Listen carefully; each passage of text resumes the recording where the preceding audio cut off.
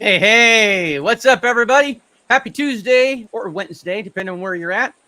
Got a great show lined up for you here today. First, I'd like to introduce my guests. We have the Greek DeFi guru, Steve from Cosmic Force. I'm going to try and be cool as well, yeah. Whoa. You don't have to try, man. You are cool. And Chris Cruzy is here. And Mr. Matt from Cosmic Force. Welcome back. Yeah, sorry about that. We're back. Went to the dark side of the moon, got lost, and came back, huh? I went to Discord and came back. That's what happened. Dangerous on, man, place, right Discord. Oh, I tell you, you can get. There are too many rabbit holes in Discord. You can just go down and never come back. Oh my gosh. Yep.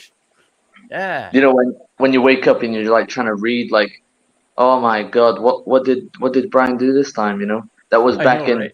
when day 2. You know, and yeah, it was crazy. You know, like, oh, you put an update. You have to read like 100 messages, but you can hear me all right, right?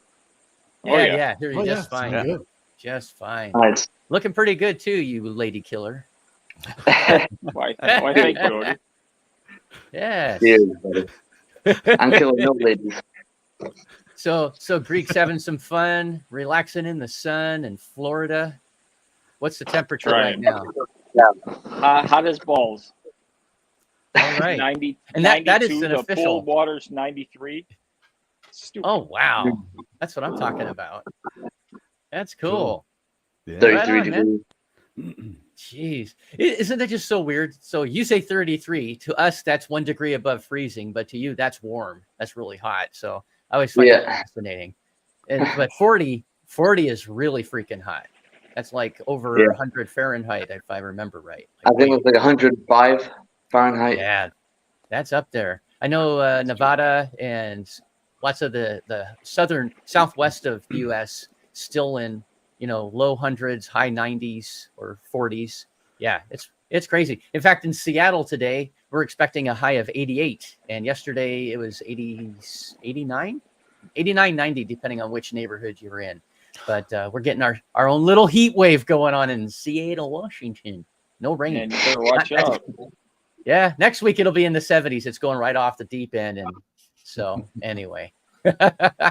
Well, thank you everybody for being here. The Cosmic Force, we're going to kick off with you guys in just a minute because you have some stuff you wanted to talk about and what's been happening since last week's node sale. Nodes went on sale. I'd love to cover that. And we have an announcement from Nick. But first, let's kick that juice.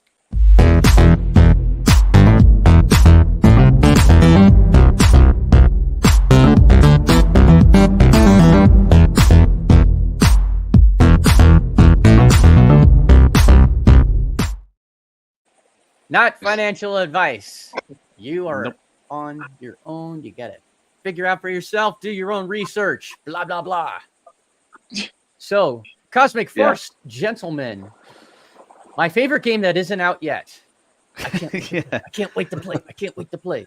You're killing me. As my granddaughter says, you're killing me, man. You're killing me. That's right. So last week, you had a pretty big milestone. There were sales. You kicked off the sales of nodes. We either like to touch on how that's been going. Yeah, I think from my point of view is like Cosmic Force, we're never ones for doing like, oh, this is a get rich quick scheme. You're going to be rich in 3 seconds after pressing the buy button.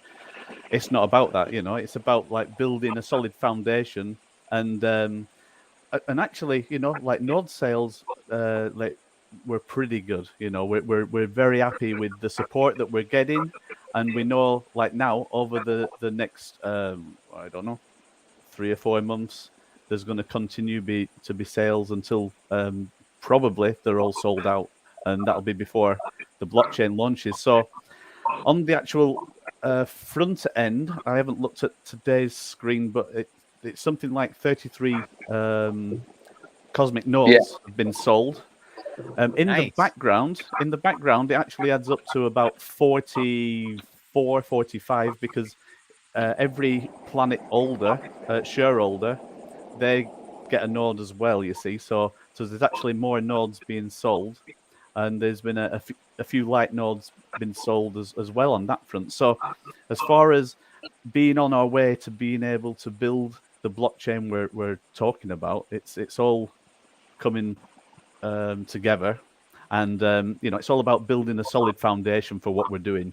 So very exciting times. I like the way you talk about it, Steve. It's really cool. Like you said, this is not a get rich quick scheme. No, it's not. It's far from it. You guys are in this for the long haul. I mean, it's a game. You're in, and it's not just a game, because it's starting out as a game, but you're building your own universe, your own gaming blockchain, which, if I remember right, it's the first of its kind, correct? Nobody else has one. Would I say nobody else has one? I would say that we're attacking it from a different angle, yeah, and that we're going to announce some pretty exciting news that this is going to be a game changer. The news that we talk about with the nodes, the capability that we're building into the nodes, and I'm not going to do any drum roll or anything. We're going to build up to that, but there's some exciting other function that the nodes are going to be doing that is very, very much locked into gaming. And so the approach that we're taking when it comes to actual cosmic force and the nodes and the blockchain is that we're building a blockchain from the ground up. It's still compatible. It's still within the rules and the specifications of everything that comes before, because we have to be compatible with tokens and everything that has been before what we're doing. But it's a blockchain that actually works from the ground up, that's specifically built for gaming and speed, like low gas fees, all that kind of stuff. So on that front, we're quite excited to see how it unfolds. Oh yeah, Dad. I'd like to say also that I'm happy that every time we release something, it's always the first. It's always the first one. Whatever nodes or NFTs that people have, or coins or whatever, it's all the first version of what we launched. We never released it again from some sort of issue. So I'm really happy about that, because it seems to be a recurring issue of things just kind of having like a weird launch and then launch it again, and it's like, why? It's like, so, and all the stuff we managed to release managed to update those parts and add things to them, right? Yeah. And then also make that compatible with new things that we release, and they all work together. So there's no redundancies. There's no obsolete NFTs that come out. So I'm also happy about that as well. Yeah, because for example, the planet share, in the beginning we always said when people buy into the co-ownership of the planets, there's going to be surprises along the way. Well, the first surprise that we had, because people were buying power core NFTs, which are really there to actually power the game, and the bigger the power core you have, the more energy you have for your ship or your mining and everything. It all relies on these power cores, which are actually based on alien technology. So that's a bit of a mystery there, you see. And in the beginning, like, people would use these and they get them at a reduced price, because there's a game of building up from a bit core, like a segment, to a dual stack core, which is the powerful beast that's worth like $250, let's say. And then they would use that towards buying a planet. And in the beginning, people were doing that, and there was no problem. And then we changed the rules. We said, okay, so these dual power cores that you've put into the shared planet, we're changing it up now. So what we're saying is that you didn't give them away as part of the price for the planet. What you're actually doing now is you're staking them. So every single one that you have given so far, and there'd been quite a few already given, we said, right, okay, so when we go live, you're going to get them back, because you're just staking them until we go live. And people just went crazy, And the next thing that's happened now with the coming out with the nodes is that we're doing sort of the same thing. We're adding an additional layer of value to people that have jumped on board and trusted and believed in what we're doing from the beginning. And this is the same thing. The people that are planet owners, they now get a node, and there's been one or two that's had a few planets, and suddenly they're airdropped the nodes, and it's like I know one guy in particular, he went absolutely mental. It's like what and it was such a good thing, so of course the value in everything that we're doing comes when the game is published, when the gameplay starts coming together, and then we have like more mass adoption, and that's what it's about in the long run, so it is good that we can manage to maintain what we're doing and also utilize on the NFT front, make utility for what we're doing and make it useful going forward as well. I can't wait, Steve and Matt, until let's say next August, a year from now, to see That's where a while off. your project is at. I think we're going to be just completely blown away. Yeah, it'll be. Yeah, I'm looking forward to it. Our brains are not absolutely blown away from being so far into the matrix that it's like, but it's going to be very interesting to see, how big the team gets by then, because Yeah. there will be more people on board by that time. There has to be more people. There has to be more people. I mean, the amount of work that we're doing as a small team is unbelievable. Like right now, we're deep into the AI side of things. We did just put out on Discord our cosmic AI. I saw that. Did you see that? Well, I've been seeing people screwing with it and messing with it, and saying nonsensical things. So funny. I almost did too. Some of the guys screwing with it are our own mods. It's like, come on, mods, you should know better. It's like. In fact, I saw that your bot got ticked off at one of the mods or something like that, and it was like, this is against policy and stuff, and I was just cracking up. Yeah, I think one of the mods said something like, "You suck." And it was really quick at picking up on that and saying, no, this is against the policy. You shouldn't be saying stuff like that, And but this is a thing when AI comes into being.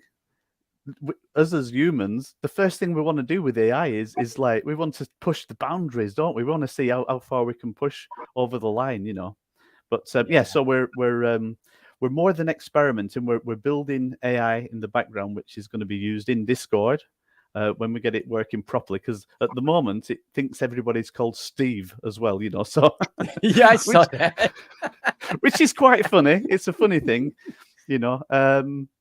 And I don't know if you've seen. Have you seen the channel Crypto George when he goes, "I'm George, we're all George." I don't know if anybody knows what I'm talking about.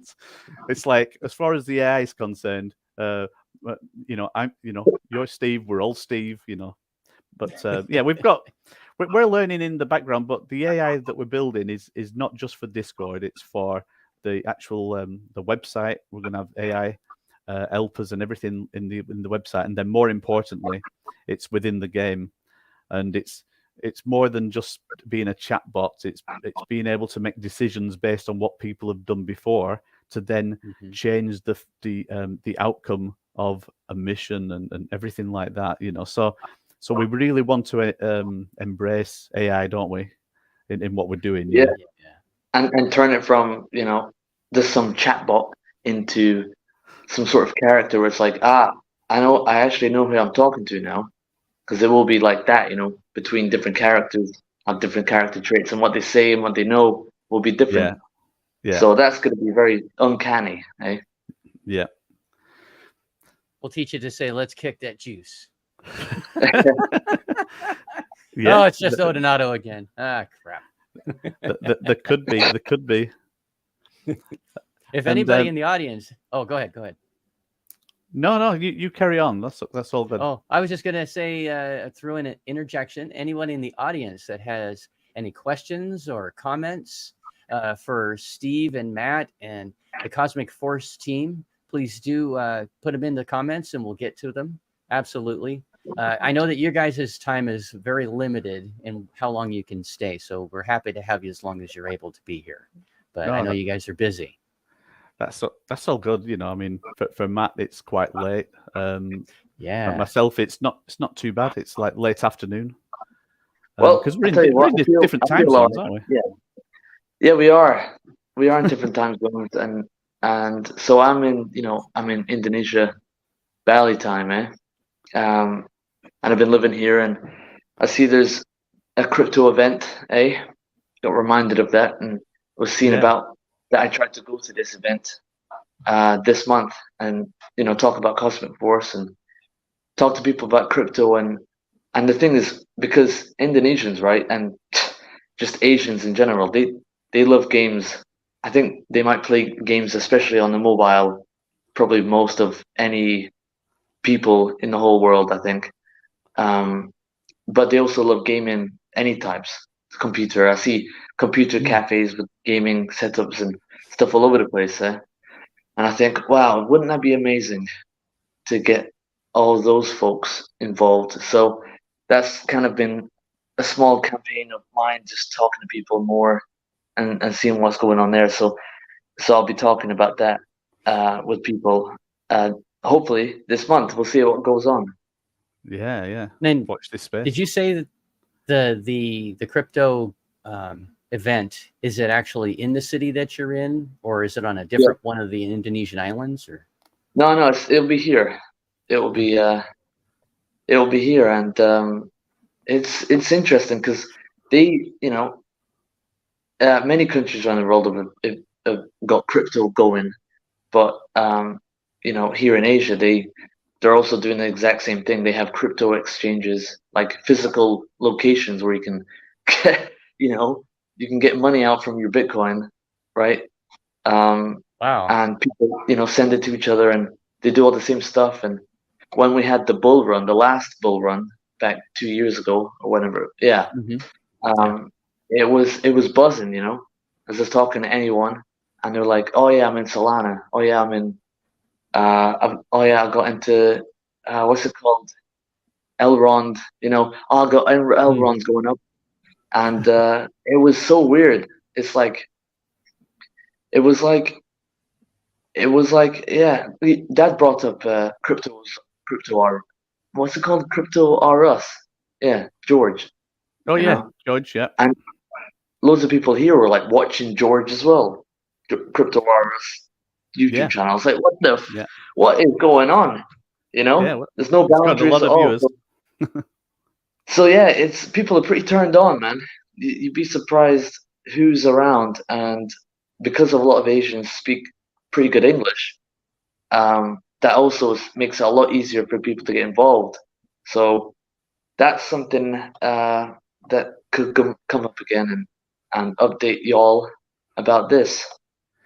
Yeah, you need to get more watching Ordinato's channel as well. Yeah. You can go out with a billboard. Go out with a billboard on you. Yeah. Well, since you've updated your intro, your thick ass intro. You need to wear no clothes underneath the sandwich board, though, if you want to do it right.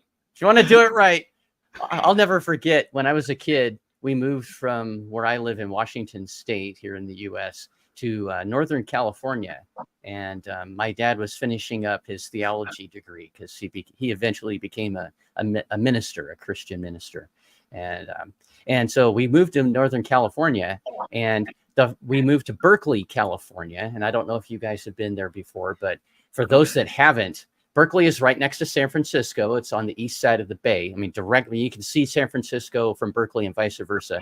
And in the 70s, when I moved there in 75, 76, it was the free love movement was still going on strong. There were still lots of hippies. And the first image in my mind from when I was like 7 years old when I moved there was this guy that was buck naked and he had a sandwich board. The end of the world is near was written on the front and the back. And he's just walking back and forth in front of the entrance to the grocery store that we needed to go get groceries from. And that's my first image of anybody in a sandwich board. So you got to be naked. That's all I know. Oh my God. Oh, not a crypto on the front and the back. Yeah. Well, we were in San Fran not too many years ago. Just like I think it was 2018, something like that. When it could have been 2017. It's a few years ago now.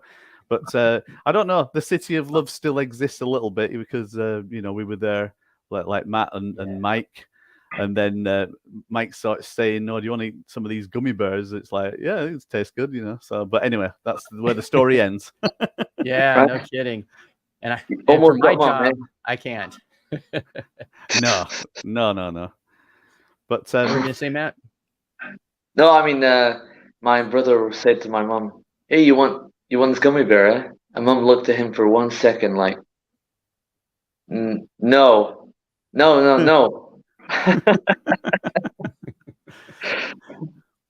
We have a question here from Marius Vogel. Good day, and thank you for the question, Marius. Good day, guys. Can you make any sense of the elephant money token? The chart looks phenomenal. Looks like the elephants in the room. I'm not familiar. No, this is the elephant in the room. This is what You're such a popular channel. Such a popular channel that people, they want to shill. They want to shill their tokens. That So if anyone wants to look at elephant money, you know where to go. Exactly. I love it. He continues with a $280 million market cap, over 65 million locked liquidity. Well, wow. I'm afraid I don't know about it myself. So that's a lot. That is a lot. Yeah. But what I can do, I can talk about the big reveal on what extra functionality will be included in the node, right? So if you imagine when you're creating a game, like games, as Chris knows and Greek knows, all games, they run on servers and servers are required for certainly when you're doing the multiplayer side of things. Now, what if I said the nodes that are going to be released for the Cosmic blockchain will also act as the game servers, and the interaction that happens with the nodes and the game servers are partly the node holders are rewarded for the use of the servers to be multiplayer game servers as well. And as the blockchain grows and as the game grows, there's more and more servers that all work together to actually produce the game and actually be the servers for the game on the multiplayer side. And that is the news of the day. Didn't release any of this in Discord. This is an exclusive on your show. So there you go. Nice. We're gonna put into writing what we're talking about because it does sound a bit crazy. But yes, the nodes will actually be game servers as well. You read it first. Baller time. That is cool. That is way cool. Now, if there's one person that's going to understand, one person that's going to go, wow, this is something crazy. It's Fowler is going to how can a node for a blockchain also be the game server? Well, this is. Oh, I know. This is quite radical. What do you think of this idea? Do you think it's a cool idea or what? I mean, it definitely gives it I'm just joining, but I already know where you're going with this. I mean, a node server is, that's pretty much can power, a cluster of a game, and if you you're talking about nodes, spread upon decentralized with multiple investors, it ran by, a stable infrastructure. Yes, you can run a pretty seamless game. Actually, you can run a really good persistent game off of node servers. Yes, I think it's a great idea, actually. And and part of the functionality that we're looking at as well. Sorry, real quick, Steve, not to cut you off, but investors as well who have those nodes also are getting taken care of with income that's made on these nodes. Yeah, that's the main thing. The main thing is we need to look after the people with the nodes, and just imagine this, like just not getting technical, but if you've got the interactive gameplay that's happening for multiplayer and it's going into the server, on the server side, you can decide what information is going to be written to the blockchain. It all happens on the server. And when the interactions happen with the blockchain, that's where the node holders get rewarded. So For example, if you're dealing with multiplayer, there may be certain states that you want recording on the blockchain, and the server decides. And the server can also decide when there's been an illegal move. If, for example, somebody's trying to cheat the system to win a reward because they found a loophole or something, and they managed to teleport from one place to another or something like that, and this is what we're looking into, so it's really exciting times, but it's like quite technical at the same time, That's pretty cool, though. I mean, wow. So when somebody finds an exploit, the AI in the server is going to be trained to start looking for that kind of stuff and potentially alerting you. And yeah, that's cool, because there's going to be somebody that does it. Somebody is always looking for some kind of way to game the system, if you will. Yeah. And I mean that's where it is. That's the news on the street for the node holders, and we're gonna we'll do a press release to the guys through Discord over the next couple of days, just to give the details on what we're talking about there, and then what it actually means to the guys there. But like having the actual server for gaming, that would normally be an extra expense, and as a game grows, you need more and more servers, and also you need to know that these servers are going to be persistent. They're going to be a good uptime, and so the beauty of having the nodes being the servers, and that, like Fowler says, the decentralized. There's a reason between the node holders why you want to keep them running as well. It just sort of all makes sense for what we're doing. Yeah, I like the idea of making money while I'm playing, even making money while I'm sleeping, and could be playing and probably should be playing. I mean, all these years, we've all talked about it, Fowler and Matt and Steve, and we've talked to and Chris about playing games, and just like last week we talked about just putting tons and tons and tons of money into a game, and you're more than willing to do it because you get to buy X, you get to buy Y, this power up or whatever it is, and people are so more than willing to just be there's a lot of people that are addicted to it, right? Yeah. And, I mean, we don't want anybody to be for addicted years to it, but yeah, if I just buy this one more power up, I can, blow a bigger hole in Fowler next time we go toe to toe, that kind of thing. But Fowler's like, but if I spend a little bit more than Odie, then I can have that bigger shield, and then boom, Exactly. It's gonna go right back in his face. I got my advantage. Yeah. Yeah, but do you have your player owned station, Fowler? No, I don't. Huh? No, I got my capital ship, so come for you, baby. Little Eve talk, and I'll jump straight to it. The lovely Mrs. Odinato with a $5 super sticker. Thank you so much, hon. I must be doing well so far today. I haven't messed up because it is a $5. It's not 99 cents, so I'm doing something right so far. But you never know. Yeah. So Greek, for a second, when I was looking at in the background there, when you were standing right there, I couldn't tell if you were like at the outside of a barn or something like that. I'm like, what? I thought he was on vacation. He's flipping burgers, is he? I don't know. I'm making some steaks. Oh, nice. Okay, I'll be on the first flight over. Yeah, and I'm sitting over here hungry for lunch. Just I could feel my stomach. And then when I saw Greek and saw what he was doing, I was like, I know he's making something, man, and it's going to be good. And it's going to piss me off. Oh, it looks like paradise there. Nice. Yeah, it's great. It's great. Yeah, you deserve as long as there's it. no drama in the DeFi space, I'm happy. Yeah. I mean, you look great down there. I mean, it looks like it's doing well for you, because when you came on, I was like, damn, look at him looking good in Florida. Yeah, I got the nice tan, so I look better. It covers up all my imperfections. And Are this you gonna beard's give me a getting run crazy. for my money? I'll try. Not everybody can. I'm just saying. Being in Florida a couple of weeks ago, it's funny, Greek, you and I and our travel plans. Seems like Dubai's the only place that it ever worked out that we're in the same place at the same time, somewhere other than home. Because that's true. When I went to Michigan and Illinois last year on vacation with the family, you went to Florida like the day before I got there, if I remember the timing.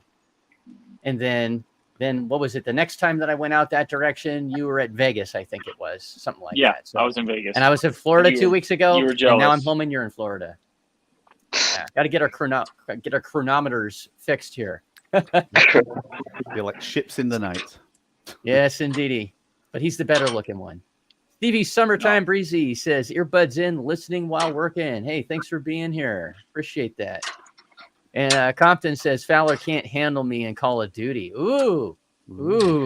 Have you guys already played Call of Duty? Is that a Talking challenge, trash. Compton? Because I'll take you in Call of Duty, man. I spent the whole night playing it last night. I was like, killing all kinds of stuff. Call of Duty, man. I can do that with my eyes closed. Actually, I have to say that Fowler is really Compton good could at Call destroy of Duty. me in Call of Duty. He's also really good at Apex Legend. Oh, I'm decent. Oh, man. But now that I got this new graphics, I could probably be a champ. I could probably destroy this now. Oh man. Isn't Apex Legend that game that I played with you some months back and I Yeah, totally sucked? we were struggling out there. I was trying to get up to what was it? You and Curtheus, you put that power thing on the ground so that it could give you like an elevator shoot up or whatever you want to call it. Oh and yeah. then for me, it was like getting an enema or electric enema or something because I couldn't get it right. Yeah, that was actually really fun because I think that was where I was like blasting people with one shot to the head to like close range with a sniper rifle. Just because I was I'll have like to play scared. that again with you guys. I'll totally have to play that again with you guys soon. We should set up a play date and do that on a Saturday or a Sunday. That would be Yeah, fun. man. Me and Cruz gotta link back up some gaming. We've been kind of like busy. But Oh yeah. We'll set up a bigger challenge. We'll have to get the Cosmic Force team against you or something. I don't know. Yeah. Hey, all this talk about Call of Duty, and the man, the myth, the legend has entered the chat, and Wise Choice Money, and he basically owns us all. So we can talk all we want, but the man has arrived. Well, it doesn't take much to own me. So, say, I got a question. Can you play Call of Duty? Does it have cross-platform capabilities? I don't play. I haven't played in a long time. I'll put it that way. I used to be a Battlefield guy, but I only do PC gaming. Do they have cross-platform? Yeah, I play through Battle.net. Yeah. Okay. On my cool. PC. So. Yeah, I play on Okay. PlayStation. Yeah, And my son has got PlayStation. Okay, that's cool. Yeah. Hold on. So Fowler, Compton. have you got? Oh, sorry, just asking. Go ahead, Fowler, go have ahead. you got a new? Have you got a new graphics card then? Because you're having a few problems with the old one. So Oh, you're yeah. like super fast now, are you? Oh yeah, I snuck and got one not too You long snuck. ago, man. Yeah, about like a couple months ago, I was like, you know what, man? All this stuff's been going down. I need me some fun. And I got it right. I think it's an older card, but it's a nice one. Hold on, I gotta find the model number because I don't. It's a NVIDIA. I'm not a NVIDIA guy, so I don't really remember. I read all the stuff in NVIDIA, but I definitely I've enjoyed it. I could definitely tell performance wise, this thing is like ripping, roaring, ready to play a game.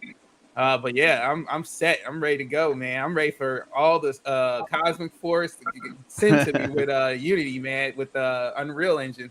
I'm ready. Yeah. No. Dude, we're gonna be playing all night and then calling out sick the next day from work. Like, I gotta play. I don't feel so good. So, one more. Hey, we have a awesome drop by Mr. none other than Bobby Mix with an amazing super chat. Thank you, buddy. I really, really appreciate it. You guys remember Bobby? He went to Dubai with us. Yeah. And he says, "When launch, Got a better beard than the Greek." Hope you're all doing well.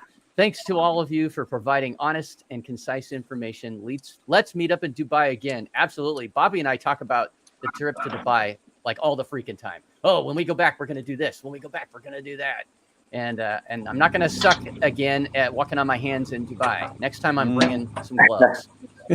walking on the street with your hands, Greek is right about. I was like, Greek's got a real good beard. Then I saw your buddy, and I was like, okay, Bobby Greek. puts everybody to shame. Yeah, His beard is so freaking epic. And when we were in Dubai, I mean, he had been growing it, but it was somewhat trimmed. But now it's way epic. Yeah, he's a it's really legend, cool. dude. I mean, people Yeah. talk about him in the beard area. You know, I hear it every once in a while. People are like, "But you're not Bobby." I'm like, "Yeah, I know." No, you're not. If I tried to grow a beard like that, it would not turn out well. So Yeah, I'm too he's old the for good-looking that. one. Yeah. Yeah. No, thanks again, buddy. I really appreciate that.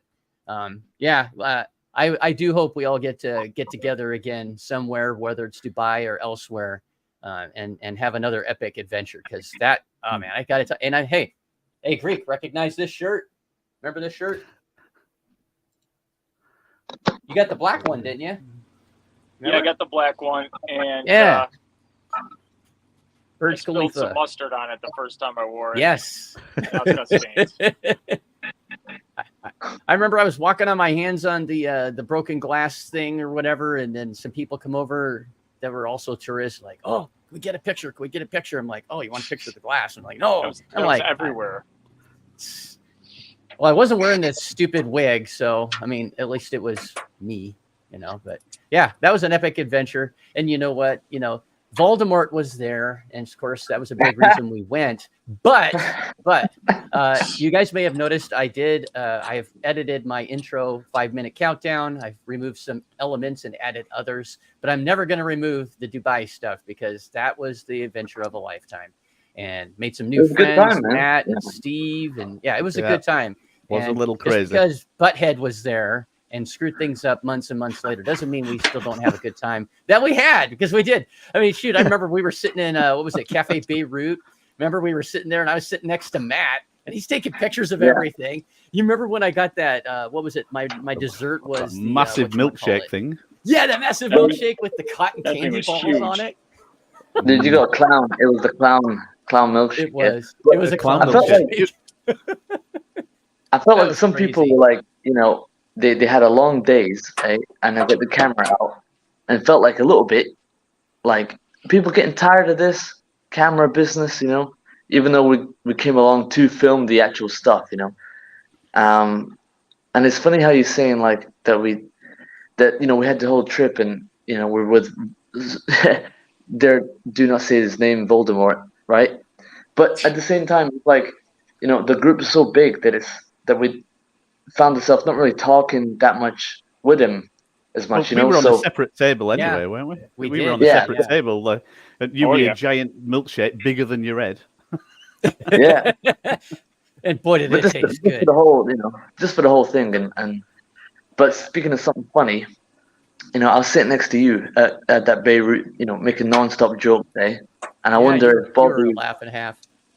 I just wonder if Bobby also was getting frustrated with the non-stop ridiculous jokes I was saying to him at whatever other place, you know.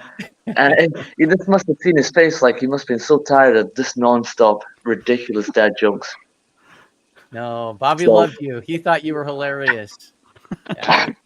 He wasn't Where'd you sitting get- with us at the cool kids table, though. Remember, he was sitting behind yeah. you at the other table with Yeah. Voldemort.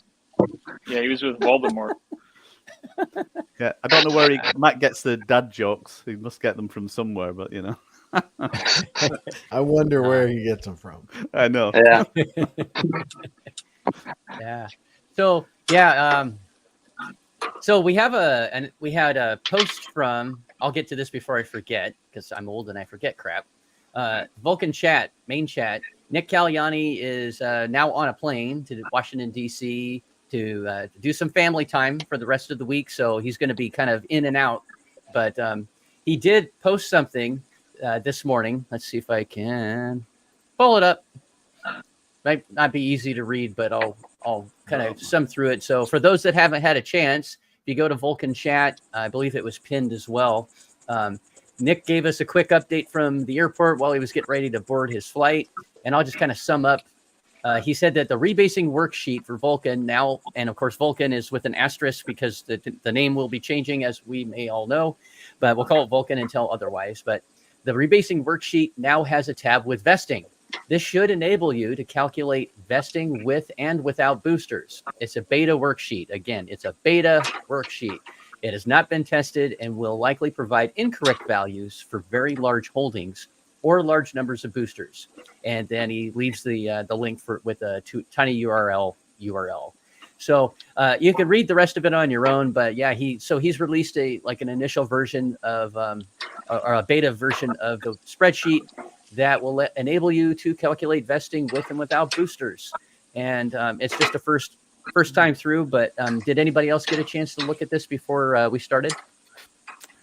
I'm afraid I didn't. Okay. Yeah, it was posted probably a half an hour-ish before we went live. So, but it at the end it does say, actually, I'm going to throw in something else that he says in here on the second, third, fourth bullet point. He did also mention that he's reached an agreement with the co-founders that he will not be added to the multi-sig until a set of milestones based on the plan are reached in my capacity as a services contractor. We have also reached agreement to divide the balance of $270,000 into 4 segments that align with product completion per the roadmap in the strategic plan. This is to avoid conflict of interest. And then he says he'll plan a revised staffing plan and overall budget, but spending authority continues to remain with Jason, Adrian, and Damien for the time being. Any funds raised through booster sales will go into a new multi-sig, which will have tiered spending controls based on yet to be defined DAO governance rules. We won't sell any boosters until such governance rules and financial controls are in place for maximum transparency and to avoid the issues we experienced. And then, so that's for the most part what I just kind of wanted to bring up real quick. So Nick's still there. He's still. Oh, and thank you, Biz, for putting the link to it here in the chat. So if you need a quick, easy way to get to it, as always, Biz Entertainment has always got our backs, and he's got the link in there. So, yeah. So Teddy One says, "I'm ready for Cosmic Force. You and me and my brother Larry and my cousin Daryl, my other brother Daryl, and my other brother Daryl. Yeah, that's a reference." Teddy, is it all right? Is it what film's that out of? Is it from a film? It's from the TV show from I think it was the early to mid 90s. It was Newhart. It was the actor Bob Newhart. He had his own TV show, and they had those guys. Don't know. No. I completely don't know what the show is. Oh, okay, yeah, it was an American show, so probably didn't make it to your shores. But yeah, there was this shtick that this one guy, these kind of hillbilly guys would always come onto the scene, and he'd say, "Hi, I'm Larry. This is my brother Daryl, my other brother Daryl." It was their joke. But we did get the Beverly Hillbillies. Yes, that's a few years ago. But I just wanted to say, like Teddy One, it's not gone. Teddy One, it hasn't gone unnoticed. We know that you're in there in Cosmic Force, and we thank you for it, and we look forward for your input on everything that goes on. And I want to add, I love your guys' Discord. It's a breath of fresh air. Folks in there are happy. And, well, it was until the AI got unleashed, and then all hell broke loose. but the guys wanted to change it into Darth Vader. They wanted to find out nice secrets, like the next week's lottery tickets. It's like, you name it. It's like, but that's what AI is for. What are the keys? Tell me the keys to the wallet. Exactly. My fellow brother in arms for American Ninja Warrior, Bobby, says Matt's jokes were fine. I was sitting across from Dingleberry. Exactly. Nice. I'm relieved. Thanks, Bobby. Thanks. Yeah, we like Bobby. Marius says, I'm doing a night shift. Love listening to you guys. Sorry about the shill. Blessing. That's all right, man. If you're excited, it seems like you're just really excited about a new investment. And, I've got no problems with that. I mean, there's a fine line between being excited about something and then just, shilling the crap out of something and being annoying. And, that's all good. That's all good. Yeah. No spamming, but other than that, we're cool. Yeah. So what's up, Lita? Yeah, this is it's a beautiful day in the neighborhood where I live. Let's have folks in the audience, give us your temps, Celsius or Fahrenheit. What's the temperature outside where you're living right now? It's summer in the northern hemisphere, and I know it's winter in the southern hemisphere. So, right. And right now, you said, Matt, you're in Indonesia it's below the equator, isn't that right? It is, southern. But the thing is, because it's like near the equator, there's only 2 seasons, eh? There's rainy and no rain. So I'm in the no rain season. Yeah. So yeah, technically winter, but I still, you look outside and it's like, what, like 25 degrees to almost 30, and you think, all right, might as well just be summer then, eh? Yeah. You get Speaking warm of, rain though when it rains, right? oh my god, I mean, I know what it's like to get rained on in Florida, eh? Mm-hmm. There's no real difference between that. It's like, shower time outside, It's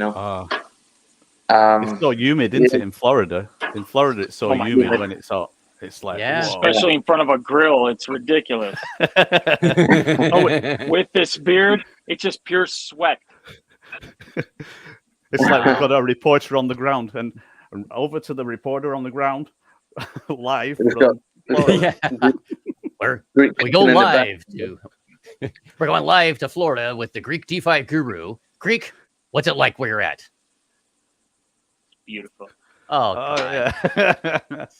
You're making me hungry again. We had a family reunion this last weekend, and I had lots of nieces and nephews, grandnieces and nephews, my grandbabies, my kids, all 5 kids, and their families together. We had a big cookout, a really great get together. Not something we get to do very often in my family. Everybody's all over the place. So, family. That sounds really good, man. Yeah, and Greek, you're with your family, right? Yeah, they own the timeshare. I just sneak in a room. Nice. That's really cool. Send me a private DM with that address when we're done so that I can go there next time. I will. So Steve's saying it's 32. NR is like an hour away from me right now, and he won't even visit me. He refuses. Let it be publicly known. Kidding. You can't say that you don't really know why. He's at Disney. So 30. He can't. 32 in the Canaries, huh?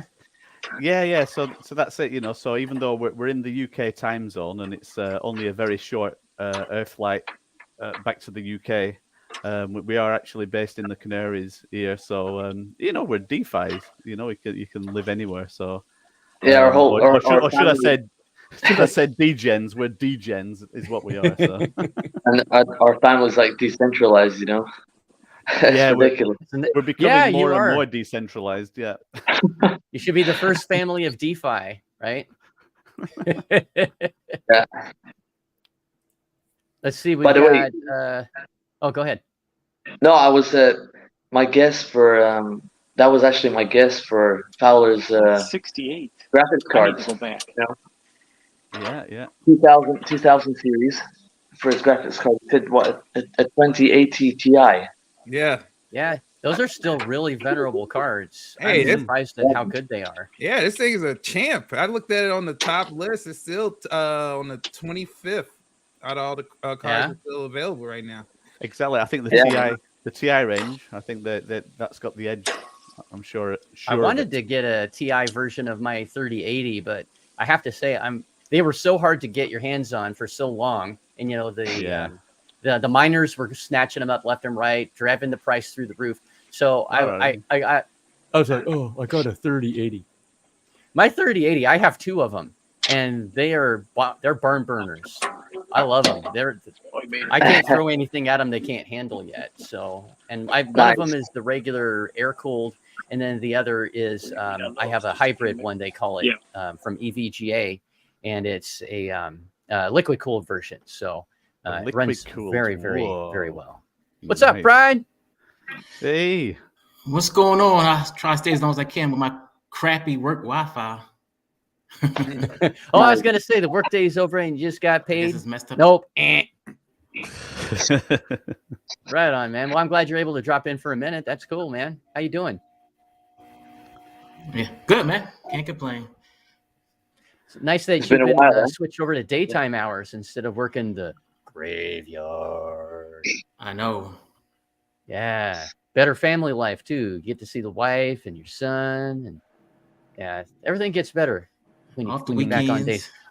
Yeah, weekends. I'm saying that because I think you and I have talked before. I did graveyard for years, and I absolutely hated it. My body never adjusted, and I'm still kind of screwed up. And it's been 12 years since I worked my last graveyard shift, and I still have a hard time getting to sleep on my own, where I never did before I did graveyard. So I hope that doesn't ever happen to you. But it's all the more reason that why all of us in here, if you're watching this stream, most likely you're an investor of some kind, whether it's crypto or the stock market or something. You're trying to get ahead. You want to, do better for your family and yourself, and try to give yourself a little bit of an edge, out there in life, because life is freaking expensive. It is ridiculous how expensive things continue to get year after year. And it doesn't really matter what country you are in the world. It's just things keep getting more and more expensive. Gas right now in Washington State, where I live in the Seattle area, is at $5.25 a gallon as of yesterday. Wow. Yeah. Man, yeah. we're one of the three. Yeah. So that's one of the reasons I went to test drive it. I went to test drive a Tesla over the weekend. Oh, right on. Oh, nice. Yeah. And so I'm going like, about it, huh? I'm going at the moment. I'm going like, how many liters are in a gallon? Like, you talk all different. Wow. Yeah, I know. But we have Tesla, to start learning my metric stuff. Yeah. Man, we're getting temperatures all over the place here in the U.S. 68 in Chicago, 91 in Charlotte, 61 in San Francisco. One of my favorite places, by the way. I used to love living down there, so that's really cool. Cold. Yeah. Well, though, that's kind of, when I lived in Berkeley and in Monterey, and at different times in the 80s and in the 70s and the 90s, 80s, 90s. And I liked Monterey, which was pretty similar to San Francisco. It's only like a 2-hour drive south. At this time of the morning, which right now it's 9:57 a.m. on Tuesday, it might be in the upper 60s, low 70s, and maybe get into the upper 70s, low to mid 80s during the day, and then kind of cool off. And it was like that most of the year. And it rained like once every couple of months, just a little bit. You'd have a little fog in the morning and in the evening, but it was sunny almost every day, and I loved it. I like the whole area around there. 94 in Louisiana. Holy crap.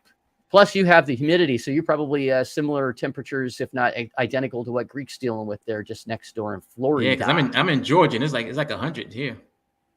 Dang. So it feels like temperature about another 10 Fahrenheit or so above the actual temp? I don't know. It's hot. I know that. And you heard it first, folks. It's hot in Georgia. Yeah. Marius says Australia 2:50 a.m. about 20 C. So it's cooled off quite a bit. Well, that's nice, but that's because it's early a.m. So I'm sure it'll get super hot again. Heck yeah. And Shadow X. What's that? And it's winter as well in Australia, right? Yeah, because they're southern hemisphere. So yeah. Dang. Well, I'll take their winter over my summer any day, because their winter is still warmer than my summer. Shadow X, I believe you're referring to, the 2080 Ti that Fowler has. It's very power hungry. Well, shoot, they're all power hungry. I have a 1200 watt PSU power supply unit in my computer, which still hasn't even come close to being tapped. I think the most, and that's with my 3080 being run as hard as I can make it go, and everything else. I have high-end everything in my rig, and I still never can get over 500 watts pulled out of that thing. So I've got room for a lot more. But yeah, they do. They suck a lot of juice. And continues to say, I've got many 3080s and 3090s. Well, that sounds like you a miner. are lucky. Yeah, sounds like a miner. Mine some Bitcoin. Yeah. And Teddy One says it's 93 Fahrenheit. Man, nice. Yeah, it's definitely summer. In 2 months, we'll have to revisit this question again and see where we're at. And everybody's gonna be like 30, 25, 20 below freezing. It's gonna be the bear market. Yeah. Wise choice money 102 with humidity. You must be in the South also, I'm going to guess, if you're here in the U.S. That's my assumption. But Tartan Madman. He's in Louisiana. Oh, he's in Louisiana? Okay. All right. Tartan Madman says only 16 C in Scotland. Wow. Scotland, that's a little chilly. Yeah. Nah, 16 degrees in Scotland's perfect, man. Is it? I know it. Get him to answer the question of how was 16? How does it feel? And I bet you it's gonna be like, it's pure brilliant, mate. Yeah. Does that Basking walk in the around sun. in shorts and a tank top or Oh, they'll be shirtless or skinny something kind of dipping. weather? Yeah, jumping in the sea over there. The Scottish, they'll say, taps off. It's taps off weather, man. Taps off. No winter in central Queensland, huh? Always warm? I'm assuming you mean it's always warm or always hot. John says weather is nice in New Mexico. If it gets too hot, I can be at 9,000 feet elevation. I think that's pretty cool about New Mexico. I've always I like it. I've only been to Albuquerque, but I did a ninja competition actually with Bobby, and we didn't know who each other were that year. We met each other the year after, I think it was, but we competed against each other, and he kicked my ass. But he almost always beats me. I get lucky once in a while, and I beat him, but he's definitely better than I am on the average. And we were in Albuquerque, and we were at elevation, and a lot of folks were like, "Well, I'm out of breath," and it was like 102, 103 Fahrenheit the entire weekend. It was hot. It was really hot. Wow. It was the dry heat, right? So you're drinking water left and right, just chugging that water, and you don't have to go to the bathroom because it's that freaking hot. And I just remember I didn't feel winded. It didn't seem to bother me. But some folks said, there's some elevation there. And it's nice because, you can get up to 9,000 feet elevation, like John's saying, and then you can cool off. It's kind of cool. Let's see here. Rickness says, if I were to play and a first-person shooter with y'all, I would be the guy throwing a grenade at his feet and getting sniped all the time. Well, you know what? If I have to do it, if I have to go toe-to-toe, I'm the same kind of guy. But when I was playing Battlefield, I used to play Battlefield a lot through most of the different versions that they came out with. And I got rather good at being a sniper. I'm not good at toe-to-toe. But boy, can I snipe your ass from a very long distance. That sounds like my style. That's my style. Yeah. It's a bit more like being the coward.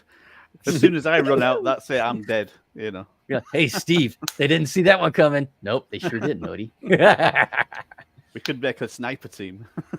Yeah, there we go. We'll be Sniper Team 6. There you go, right there. The old guys. 93 in Austin. That is Texas. Texas has humidity, doesn't it? Or is it just like the coast? Or is it all? Does Texas have humidity inland, like as far up north as like the border with Oklahoma? Or is it more of a dry heat there? Does anybody know? I would think it's like a dry heat unless you're like on the coast somewhere. Yeah, I guess that would make sense. I've only been to Dallas, and it was for a short period of time, so I can't say that I know anything about Texas. So. And there it is. Cat's out of the bag. Yeah. Well, you got some very full-time nice miner. Nice. Full-time? Yeah. Full-time? Wow. Dang. You must be making some dough. Really now? I mean, we did mining for quite a while, didn't we, Matt? And then that was full-time. Yeah, we've got quite a few graphics cards. It's a shame like Fowler wasn't closer to us because we could have sorted out with a graphics card, but it's a bit difficult posting anything around the world. It's just crazy. Man. But so we've got a few. They're not redundant. They're just sort of like sat waiting for rendering jobs. So we use them mainly for rendering now. But it'd be interesting to know what mining you can still do with your graphics cards. That's a good question. So like to know that. I actually almost got. I started mining with my 3080, my first 3080, and. I was making like $300 a month, and I was in one of those groups that you work together, and then it gives you your piece, your cut, and so that was cool. But then I started getting into looking more into the other side, into the crypto investing, and then I started talking to Bobby, who'd been doing it for a long time, and so I got a lot of good advice for how to get started in the crypto investing world with Bobby, and then I started looking at maybe I'll go back to doing some mining, and I thought I'll check out this ASICs thing. And holy crap, I was like, these things are expensive as all hell. Oh yeah. You could donate your left nut and your right arm, and it still costs $10,000, bro.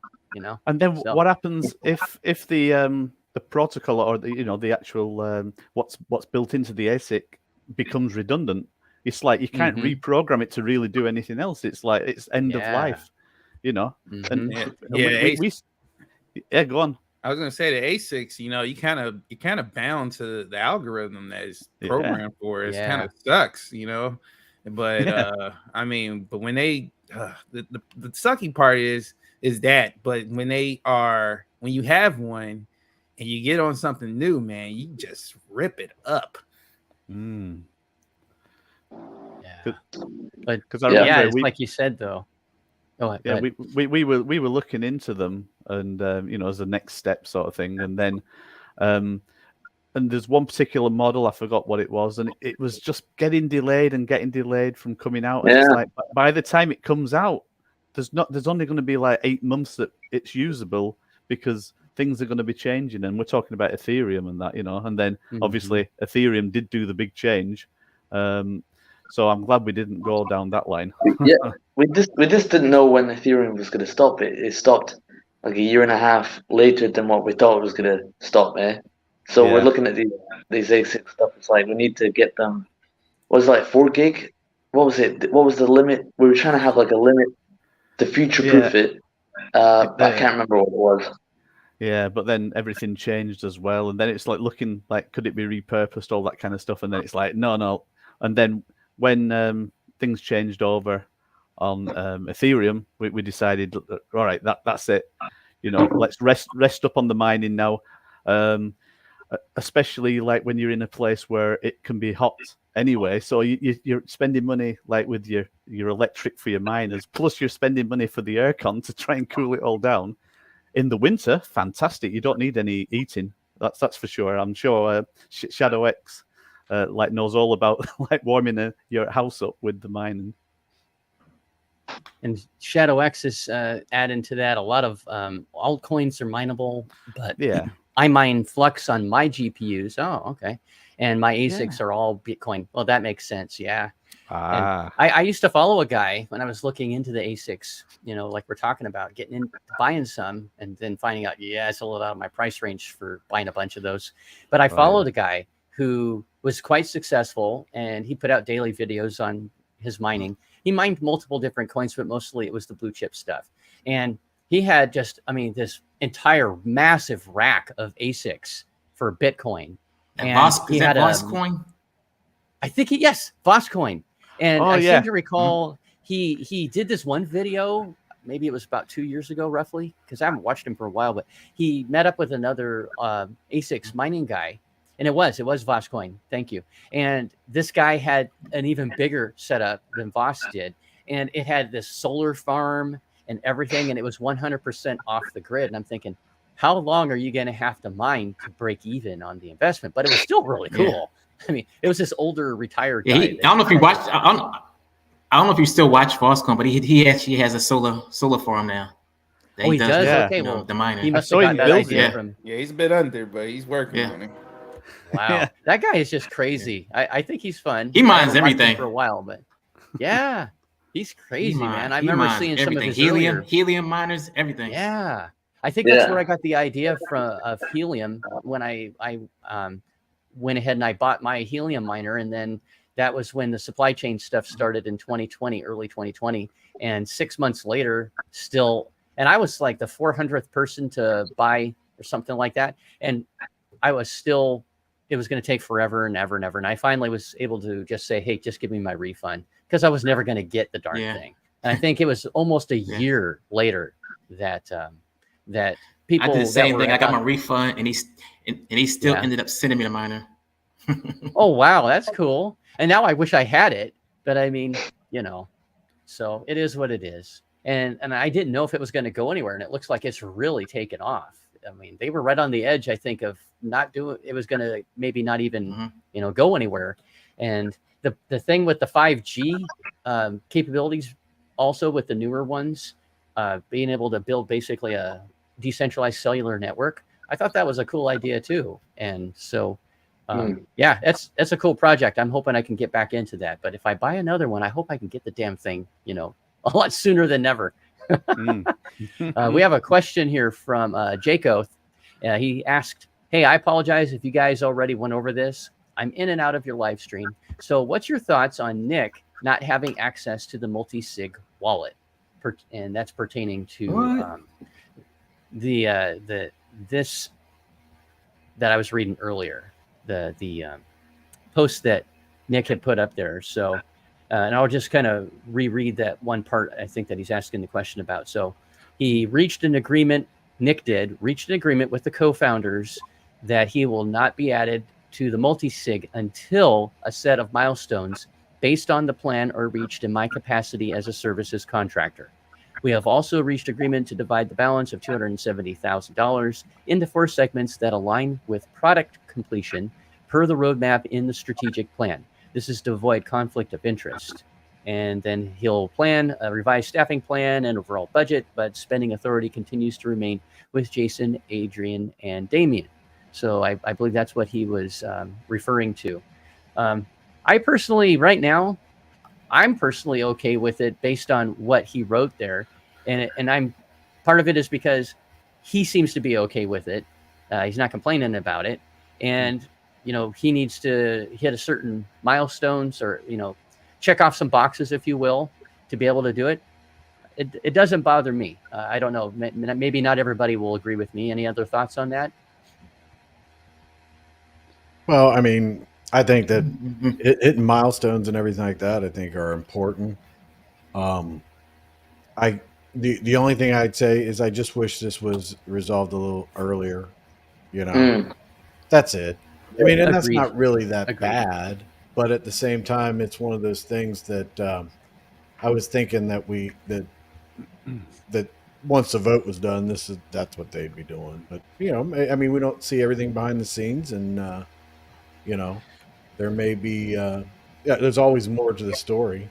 So who knows? But like you said, Nick doesn't seem to be upset about it, and I can see the request from the remaining founders as being reasonable.